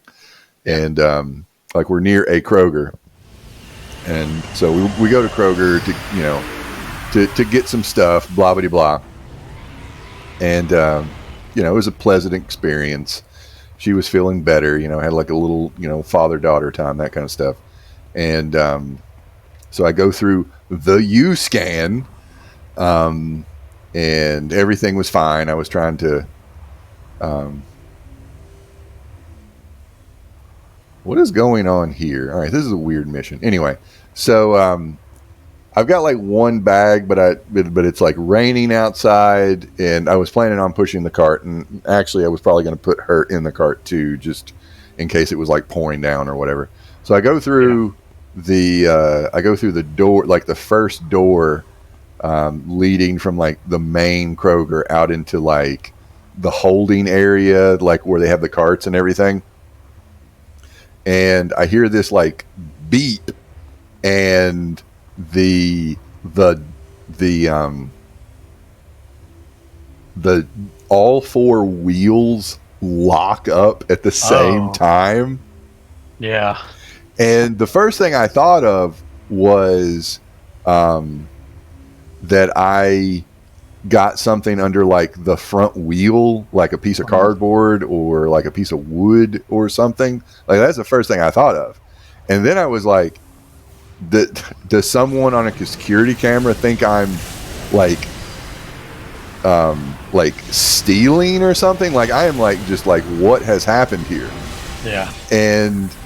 But no, it was if you take this cart beyond the parking lot, homeless person, the wheels are going to lock up. Yeah. Except for they locked up 1 foot out of the store that wasn't actually out of the store. So, and I'm like, this pissed me off so much. Like, I cannot express how much this pissed me off. And so I'm standing there, and I'm trying to get everything into one bag so I can carry it, and then I can hold, Tiny Gremlin's hand to go out in the rain to my car and everything. And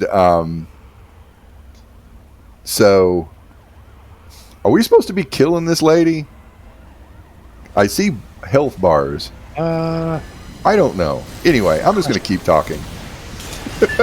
I'm just going to keep talking. We'll just fight the police. Yeah, we'll find some people over the best. XP is XP. So this lady comes running up, like a older than me lady, and she has like a little tool, and you're getting ready to die. Yeah, you did. I'm going to try to get you back up. And she did a thing and unlocked the wheels, and I'm like, what happened? She just goes, I don't know, and then walks off. Yeah, because of course they don't know. They don't know. So They it was don't know how to use so it. it was yet again something else that the staff like has to work with. Like that didn't make my experience any better. It just over time theoretically keeps the cost of shopping carts lower. Theoretically. Yeah. Theoretically. And I'm like I wish I had stolen everything that I purchased. No fucking joke. Like I really and I feel like me saying like I hope, like I wish I had stolen that. That's not like against terms of service on Twitch or YouTube. Like I felt slighted because it's like I'm already I'm bagging my own groceries. I'm checking out myself, and I've done this for fucking years. I worked for Kroger for 7 years, and it's like, this is just bullshit. Like this, like it makes me not want to go to Kroger anymore. Their pharmacy sucks because they're understaffed. Every time I call Kroger, I get their fucking automated voice hassle machine that sucks. Oh my god! Like, I just think it'll be AI before too long. It'll be a whole new level of frustration. And just everything, like it's just shit. I'd rather go to Walmart. And when I worked at Kroger, Walmart was the villain. Oh yeah.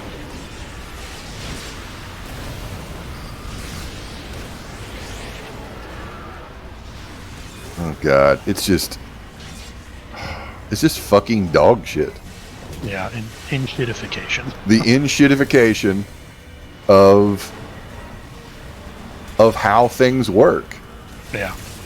I'm just glad that Kroger finally got around to fixing all the leaks that it had in my town. That is good. Seems like, it's money better spent than on your self-locking shopping carts, but I don't have capitalist brainworms, so I guess I wouldn't know. I got it. I'm setting them up the bomb. Oh, there's a mech over there.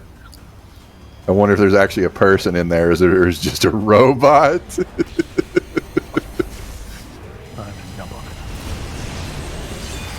Possible threat detected.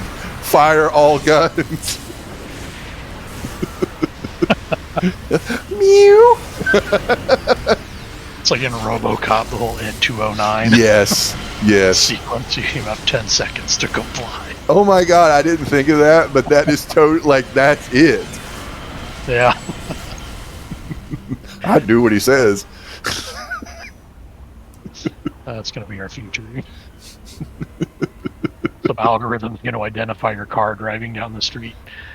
It's like a terrorist vehicle. And some drone's going to shoot a Hellfire missile at you. All right. And everyone will be like, oh, oops, oh well. Halliburton stocks went down today. Yeah. It's the price we pay to be safe from terrorists. Why am I just held so tight?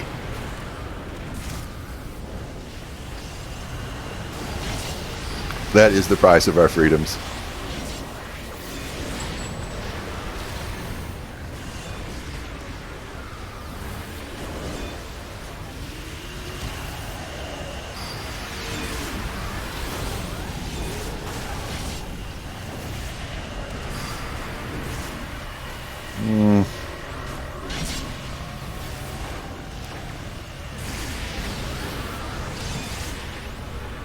Yay. And the thing is, like, I actually have I have an interest in AI, like in terms of like we got it already. Yeah. Like data from Star Trek or RoboCop, like various I'm trying to like the term I think robots are cool, whatever. I grew up with that kind of shit, and it's like coming from the standpoint of is Data alive, all that kind of stuff. And I feel like they every tech bro watched A Measure of a Man, and they're just like, you mean we can have a slave race? Yeah.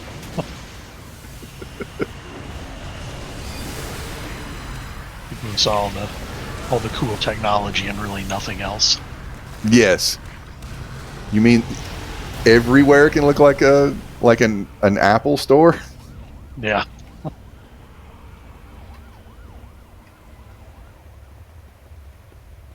Forgetting the part where like poverty has been eliminated, money's been eliminated. Yeah.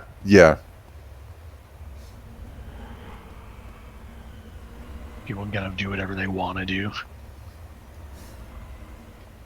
Nobody's homeless. Yeah. Everything is kind of just public space. Yeah.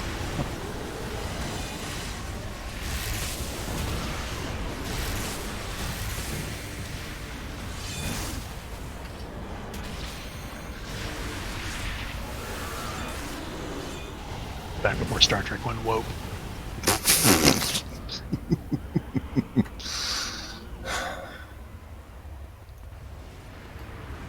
God.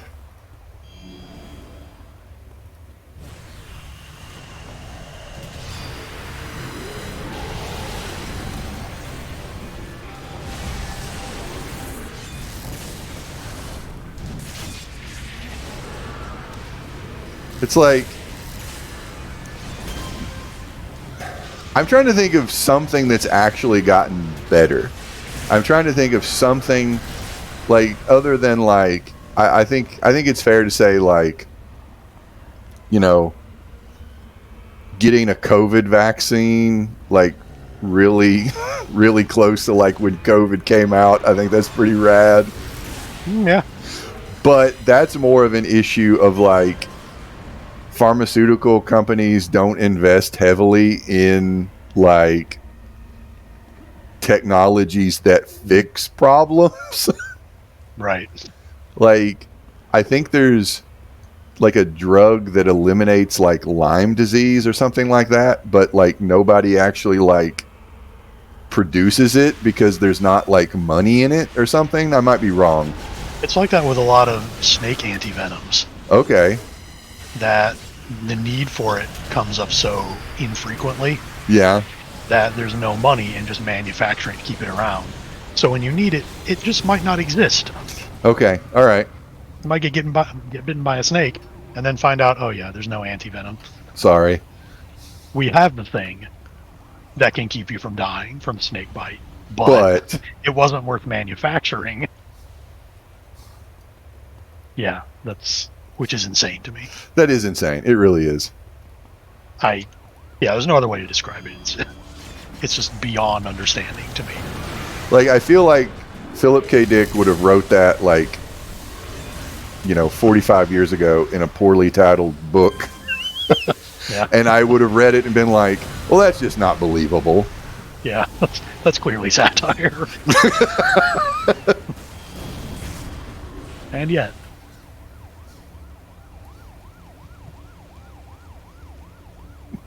Dare I say, behold the snake, written in 1967. He predicted all of this. Yeah.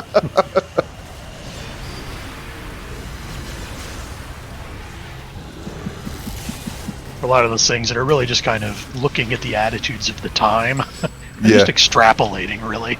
Yeah. But with a sense of like things taken to what at the time might have seemed like an absurd extreme.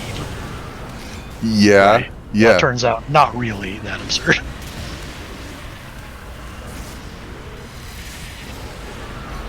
Not as absurd as we would have liked. Crowfab is freaking expensive. What the fuck is Crowfab? Is that an anti-snake drug?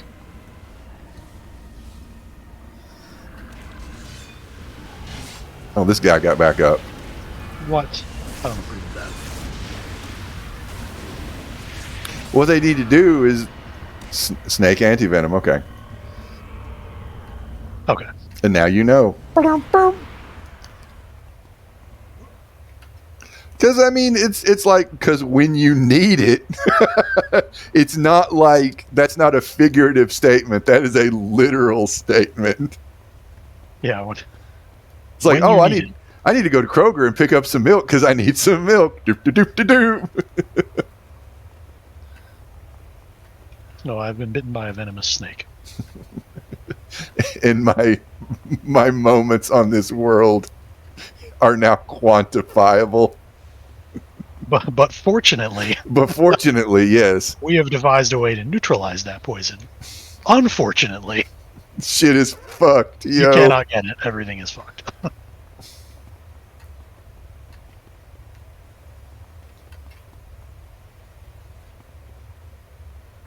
Oh God! Periodically, I hear Rammstein. We're all living in America in my head. Yeah. Periodically, that just pops in my head.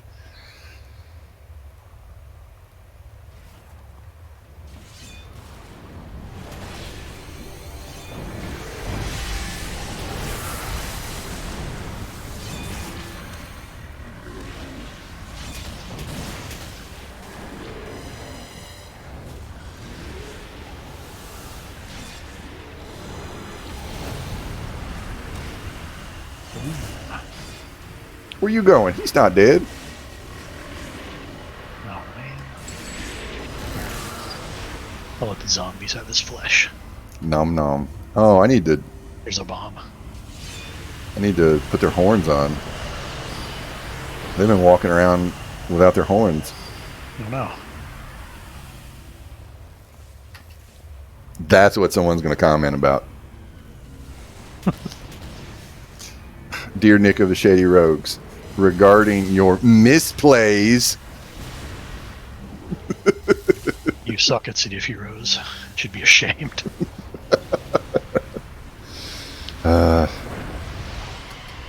You suck at video game. I can't take seriously your take on wokeness.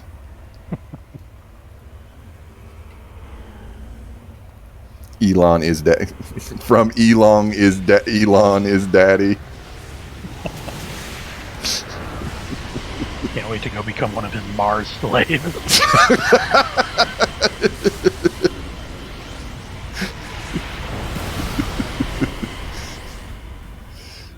I was promised a pleasure model, and all I got was a fleshlight. Yeah.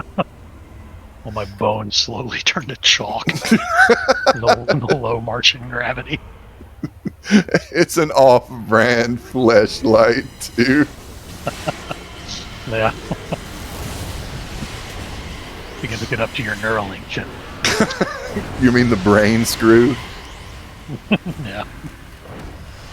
Yep.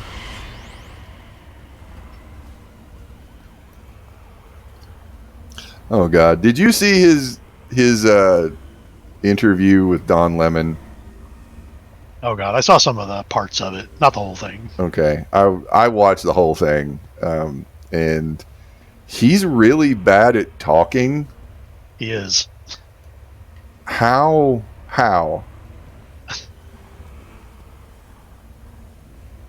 Yeah. He's worse at. Okay, I'm going to say this. He is the worst talker. Like, he's worse than Kamala Harris. Yeah, he's. Yeah, I don't know if it's all the ketamine he does or what. Allegedly, Twitch and YouTube. Allegedly does. The alleged ketamine use. Yes, alleged. Oh, here's the bomb. Or if, he came by his brain damage honestly. Oh God. By using too much internet.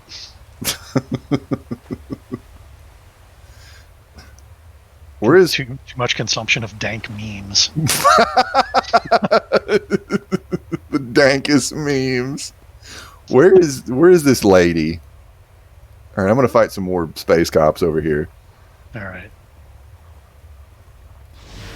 Did it get all smoky for you or some shit? It did, yeah. Okay. Is this mind fog? Is that related to the bombs? I don't know. Oh, okay. All right. All the bombs went boom, and now, fortunately, I don't think any of us have working lungs. I see these buildings are all on fire. Oh, we did that. Wait a minute. Are we the baddies? Maybe. Okay, let's see. Map. I mean, my character is beyond human morality, so it doesn't even really apply. Okay. I don't see anything on the map. So maybe she's back this way. Maybe. Right. I'll check. All right, yeah, you check that way. Okay. I'll retrace our steps a bit. Okay. I don't want to get in a fight without, number one meat shield.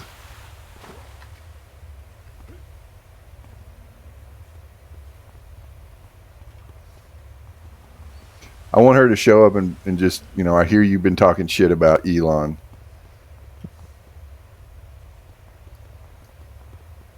Elon invented the electric car. He's going to take us to Mars. He also invented tunnels. He invented tunnels. Is this her? Yeah, this is her. Wow, she's kind of difficult to see. Oh. Okay.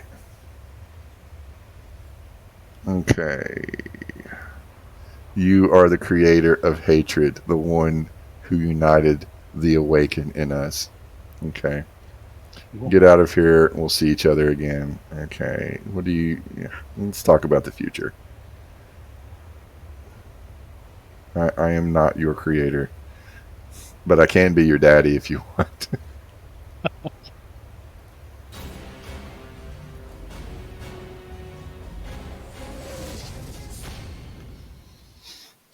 I only date undead Americans. Mostly due to my ex-wife. Right. Malphazad's divorced dad energy. All right, more missions. All right. Rob Vanguard's safe house. Okay.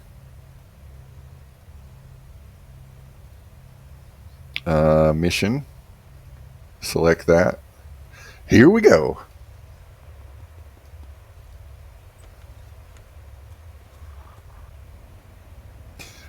I feel like, and I don't know, this for a fact or whatever, but back on the AI thing, not specifically making fun of Elon Musk, but I'm fine to continue to make fun of Elon Musk. But like, at least what I think, like, what is his name? Charlie Booker, Black Mirror guy. Am I getting his? Yeah, Charlie Booker. Yeah, Charlie Booker. Like a lot of the episodes of Black Mirror. Oh, hold on a second. Do I need to talk to the Vanguard? Fight the Vanguard. Fuck this. We got stuff to talk about. Oh, it said fight Vanguard, not just kill a motherfucker. Too long didn't read. Stab. Yeah. All right. But at least the way that I take the episodes of Black Mirror where AI exists, it seems like, at least in this universe or universes, that it was easier to copy the human consciousness / operating system and then just put it in other things. Yeah. But there was some kind of breakthrough in our understanding of the brain and consciousness. Yeah, like the neural link, so to speak. Yeah. That it's easier to just digitize a human's mind than to come up with artificial intelligence. Yeah. And that is terrifying. which who knows may actually be the case. It might actually be that. Because like we said, we don't even really know what intelligence is. Oh, I do need to drink. Thank you. Like, thank you, Harbinger of Fire, using them points.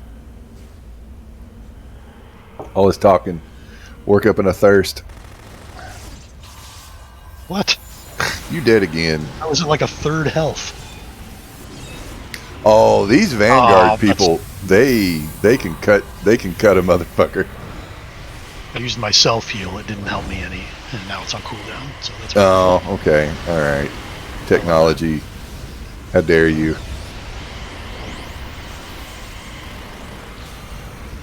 But that's kind of my take, like, or my interpretation of like maybe his take on that. Because there's that one episode. What is it? I'll be right back. Good episode. And oh god, I want to ask you a question, and I like what is the song that you like but shouldn't like? And you can think about it, because I have more of an answer. Okay, let me think about it for a second. Okay, because my answer is the way that it's the real Nick and not the AI Nick. Is like I don't like, because I like oh god, because I prefer the Johnny Cash Hurt. Okay. Because if you look, because I don't like country music, like really, period. And if you looked at my algorithm, like it's going to be, it's going to be like, oh, he should definitely like 9 Inch Nails. Like he likes Disturbed and, blah blah blah. Yeah. So it should be that. And I actually really like that part of the story where the algorithm, that was the algorithm messing up, and like the indistinguishable. Oh, okay. Oh, you're oh, God. I Hold on a second. I have no idea what happened. It broke out the light bone saw on you. Did I not? No, I may not have turned on my. Oh, have you not turned on your toggles or whatever? I may not have. Here, I'm gonna. All right. Misplays by Brent of the Shady Rogues. Rectified. All right, I'm trying here, Larry. All my people are dead. All right, is it?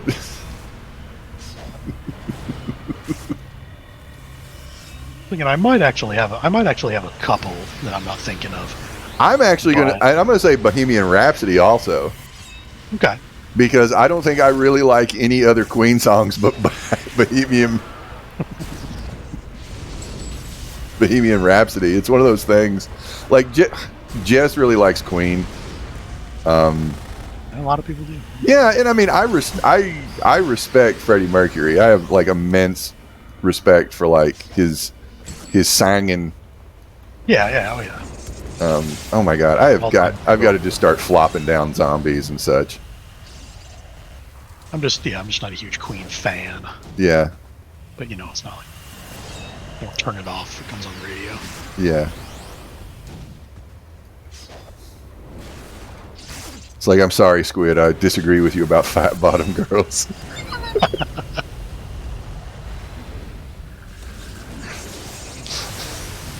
I don't know. Like, Who Wants to Live Forever? I like that. But Highlander soundtrack. I like the Highlander soundtrack. If I could talk, this guy is still not dead. Jeez, all right. I need to put the horns on my knights. No, this button. All right, they're horny now. Okay.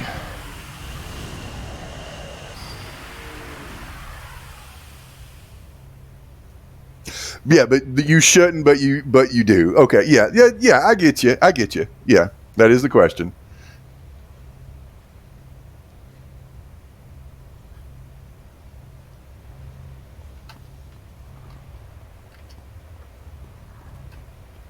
It's just I really like because the idea of like recreating a person but not recreating their contradictions, like that's the problem, because that's what makes a person a person. Right. Yeah. So you're not really just a static personality. A summation of data. Yeah.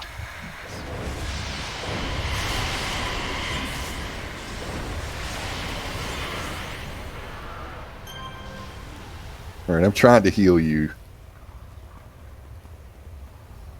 Me too. When I can't like take life out of these boxes, these are the non-targetable boxes. All right, go get that guy.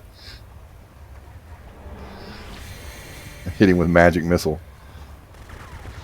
Now he's shooting me with his own version of magic missile. Normal missile.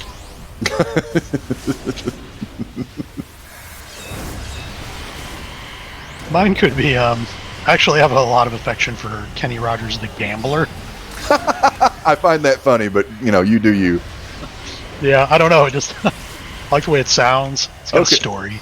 Okay. It flows really well. Yeah, Okay. I don't know. All right. I heard it one time and I'm like, you know what? I like this song. This song Fuck bops. Fuck it. The Gambler bops. Okay. Is that the Know When to Fold 'em? Yeah. Okay. I find that funny. Yeah. Because that is not you. Yeah. Again, I listen to a lot of heavy metal music. Yeah. Some on the more obnoxious scale. Okay. Yeah. Like I listen to death metal and black metal.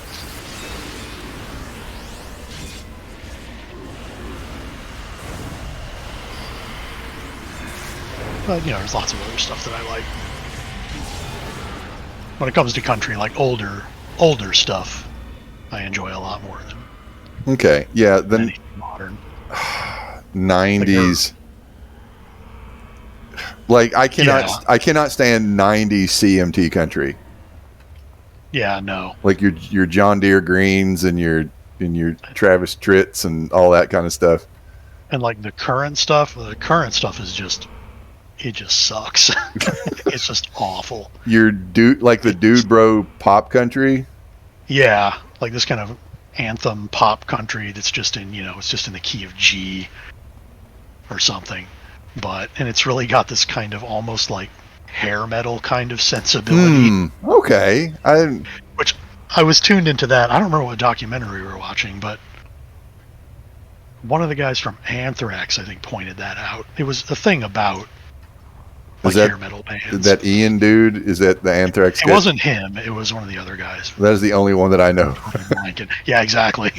No shade to that guy. Yeah. It's just... Yeah. He stands out in the crowd with the the facial hair and the haircut, so to speak. Yeah. But he was talking about how a lot of modern country songs are almost like hair metal, and then it seems to be all about partying and drinking. Oh, we're not going to take it. No, we're not going to take it. Yeah. Okay. It's like you can really see it in like the videos. And I was kind of like, huh, yeah, that might be kind of a missing piece of a puzzle. Like country music is going through a hair metal period. Okay. Well, I will defend hair metal to an extent. Yeah. Because there's some good musicianship in that. It's not my thing. Yeah, not my style either, really. But yeah, I'm sure there's something in there. Yeah. Like your Journey arena metal or arena rock. That's more my style. I will not stop believing. I mean, it's kind of hard to deny Journey. I mean, do not deny the Journey. Okay, where is this last dude at? Where's the map? question. Maybe he's up. Maybe he's up north. Okay. Now I've got fucking Don't Stop Believing in my head. No, you could do worse.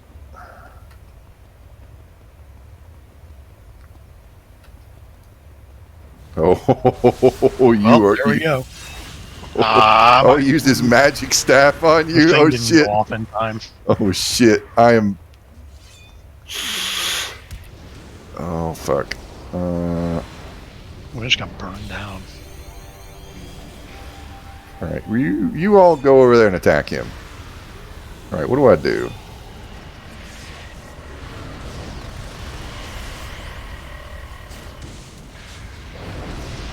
Oh. Click bouton. There we go. All right. I'm running. Run around the corner. I'm gonna plop down some meat shields over here. Lunk's going down. Got a Vanguard Sergeant coming our way. Chop. I'm gonna hit him with the love arrow. Okay. We're going steady.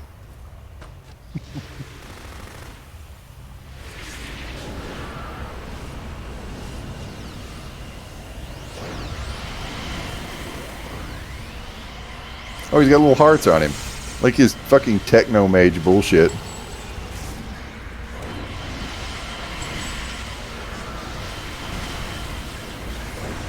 Alright, I think we got him. Retrieve Vanguard's money. Yes, please. All right.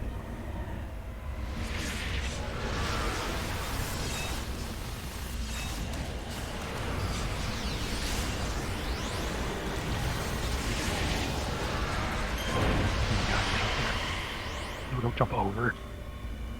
Good lord. Are you over jumping? Yeah. That is a common problem I have.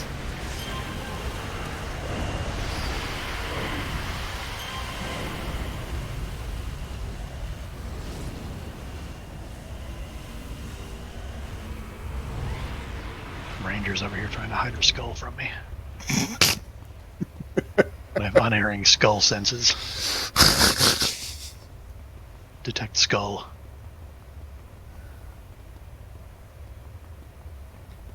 Oh, okay. All right, hold on a second. Let me buff my bros. I gotta put horns on this guy. All right. I'm gonna try to buff you. There we go.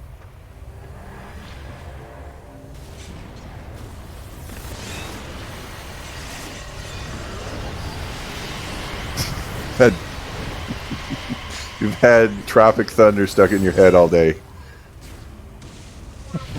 I'm the dude playing a dude. Playing another dude.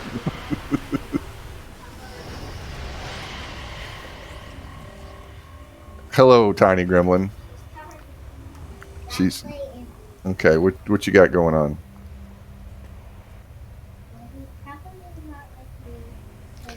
Yeah, well, you know, all right. Now they put the money in the vault. Okay, all right. Give me a hug.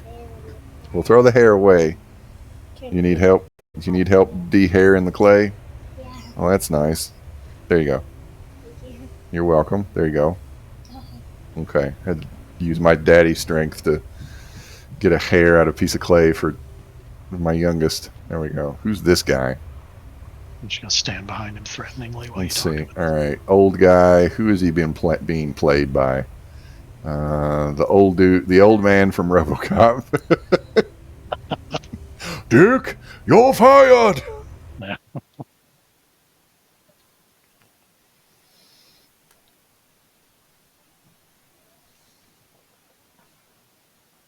Is Ronnie Cox still with us? That's a really good question. Captain Jericho, are you still alive?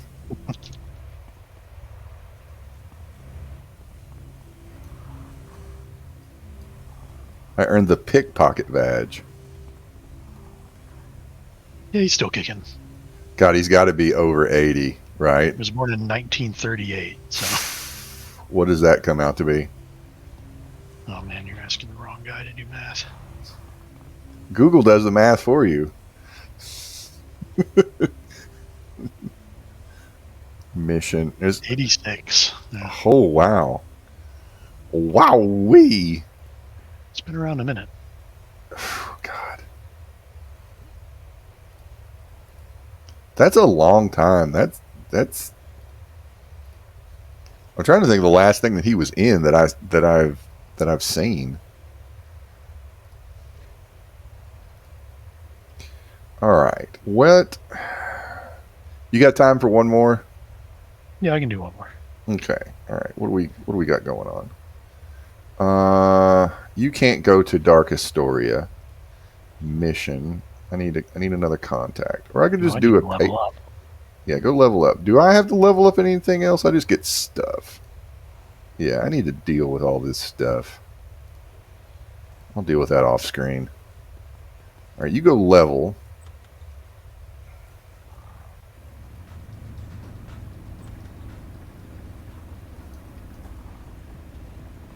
All right, I got a movie topic that's been brewing to fill the void.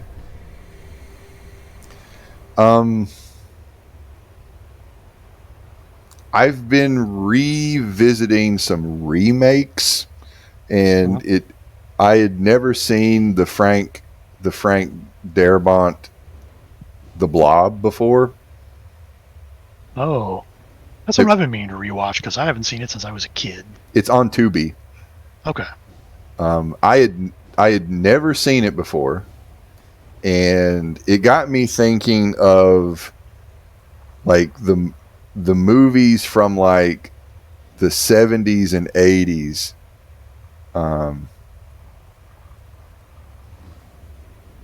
Were Ad Attack. Yeah. Like the Fly and the Thing and the Blob, where I guess you get like people who like probably made these movies out of like this.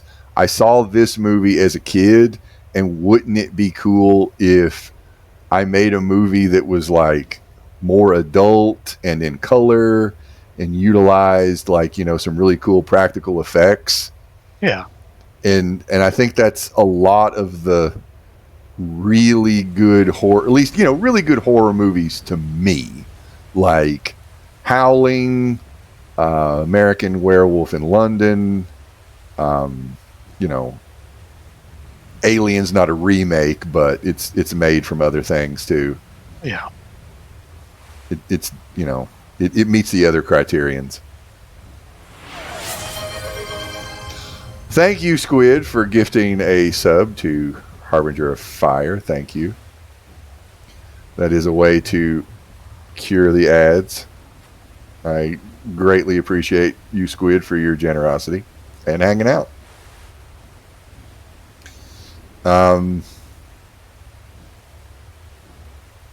So I don't like, okay, like I've got this conversation sloshing around my head of like remakes that are good and remakes that are not so good.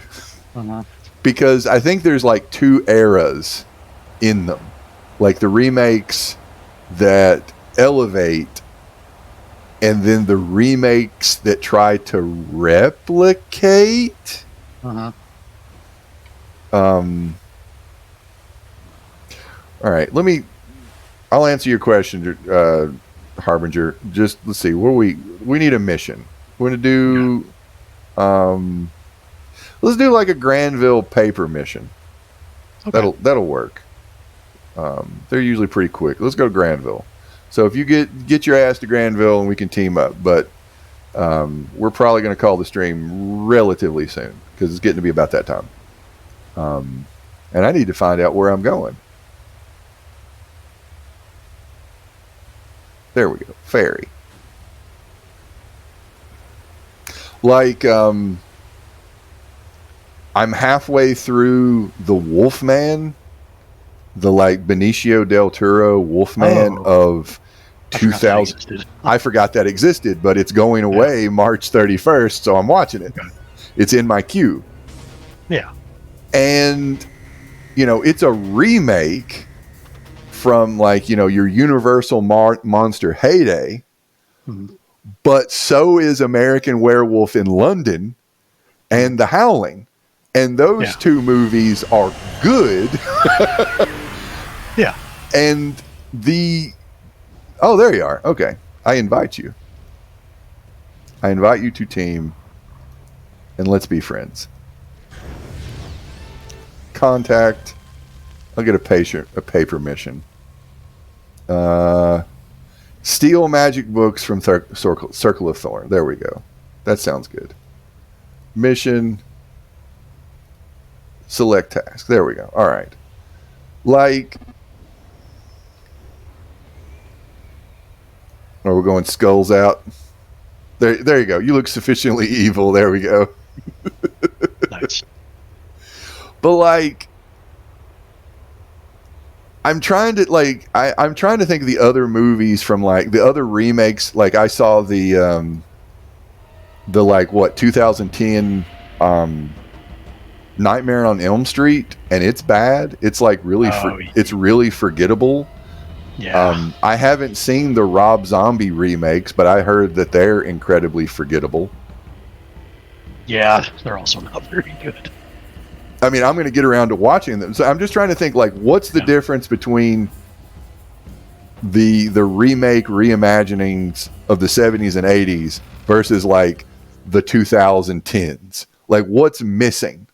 Like, and I watched the Zack Snyder version of Dawn of the Dead like this week, and that is a movie that I really liked, like when it first came out, but that was 20 years ago. And now I'm like, something's missing. Right. It's the pie fight that's missing. Yeah. And it's like just something's missing. Yeah, there's something definitely more hollow about them. So I want to call them soulless facsimiles or clones. Like they're clones. They're not remakes. Yeah. And also it really helps, like part of the, like I just read Invasion of the Body Snatchers, and I just rewatched the 78 Invasion of the Body Snatchers, which is a good movie. And Jess tapped out because it was too scary. So I'm just thinking of like a copy, like with something missing, like there's just something off. Yeah.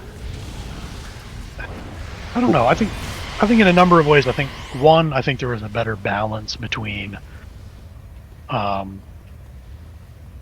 creative and the business. Okay. So like obviously there was the same kind of like, oh yeah, it's a recognizable movie from the 50s or whatever. Or the fucking like what 40s? Yeah. And it's recognizable, people remember it. We can get some butts in seats that way. Yeah. But also like a genuine affection by filmmakers for those movies. Yeah, nostalgia vibes and such. Yeah. And also a desire to really put their own kind of slant on it. Yeah. Without feeling too beholden to replicating the original. That like John Carpenter wasn't afraid to make The Thing, in many ways, a quite different movie. Yeah, and I've the original's on Tubi, and I need to watch it, but I've never seen it. Yeah, Thing from Another World. I mean, yeah, it's got its strengths. Okay. There's a fire scene that got referenced in that video that I watched that compared all the Thing properties, and I was like, "That's cool." Like, yeah, it's a legit. They threw like a movie. They threw like a bucket of gasoline on the monster, and I'm like, "God damn!" Yeah, they really kind of went for it. Yeah. So I think there was a lot of genuine affection for those movies, but at the same time, a desire to like build on There it is. those There we go. things, and not necessarily to just clone them or replace them. Well, that's it. There we go. Not used to that. That was easy. So I don't know, that might be what I would say, They're doing their own thing. and like a genuine kind of artistic vision, I guess. Well, that's where the whole 70s auteur, we're going to get rid of the Hays Code and we're going to make real, movies. Yeah. We'll be able to more authentically represent ourselves artistically. Okay, you want to do one other quick one? Yeah, why not? All right, one more quick That was one. really short. Because that was really short. Defeat some Nazis. There we go. Or I think these are Arachnos. Mission. Where are they at? Over there.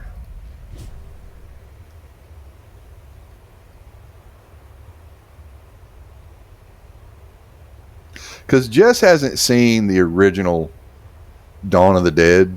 Like, she hasn't seen it, and I haven't seen it in a really long time, and I want to... Where I've watched the remake, really, I'm just kind of curious. Yeah. And, I watched Season of the Witch, about a year ago, but I also watched... Have you ever seen Martin? Oh, yeah. That's a really good movie. It is, and it's super weird. And it's very overlooked.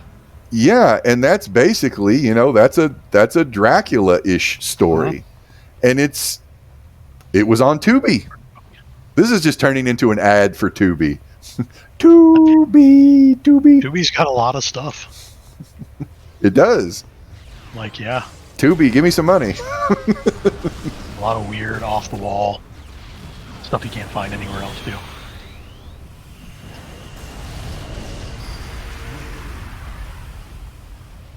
Yeah, I've been very, very pleased with it.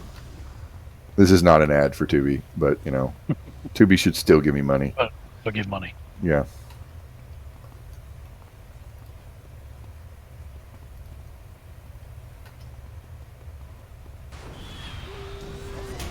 I hear a Werewolf.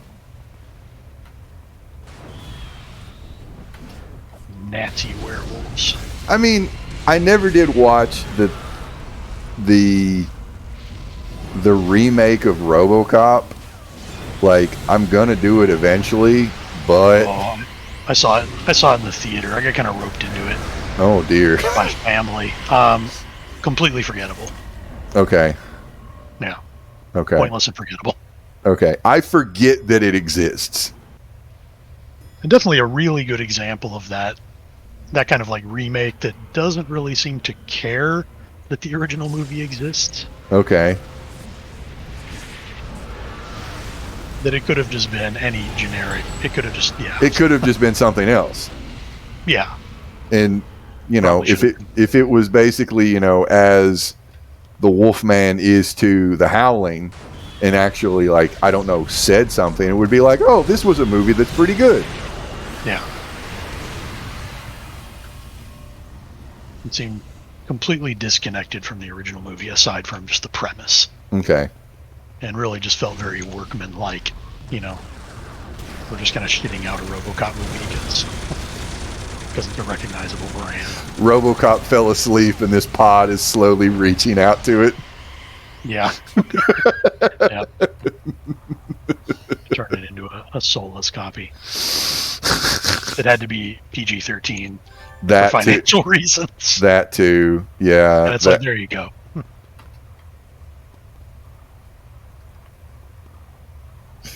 I'm waiting for more public domain stuff like Pride and Prejudice and Zombies, but with movies. Paul Blart RoboCop. Oh man, I feel like we're almost there. That's a prediction I'll put a couple bucks on. Oh God, what was that? What was that Adam Sandler movie that we were always quoting? Like it's pretty good or something. Like what? Like the Applebee's Oh, commercial that like Red Letter Media like mentioned. oh Get man, what was out. that? Is the animal talk like the not Mr. Doolittle movie? It's like Oh no. man, What was it? It was like shut up. It's like the gorilla is getting taken to like Applebee's or something. yeah, it was something like that. Yeah, Oh, I'm sorry, internet. That was like just a pretty deep good. cut joke that me and Brent had forever. And Yeah, that I can only partially remember because my brain is old. oh God, the fucking gorilla going get out, or I might just be totally misremembering. I have no idea. Oh man. Oh God. On that note, that was the last mission. All right. Well, I want to thank everybody for hanging out. I had a really good time chatting it up. Thank you, Squid, for the gifted sub again. Thank you guys for hanging out in the here and now. And hey, future people of the YouTubes, keep the comments that make the stream possible. Yes. Thank you to Woke Complainer Man. Thank you. All right, I'm gonna hit the button now. Engagement. Yes, loves that engagement. Oh, where's the button? There we go. All right, later, everybody. Later.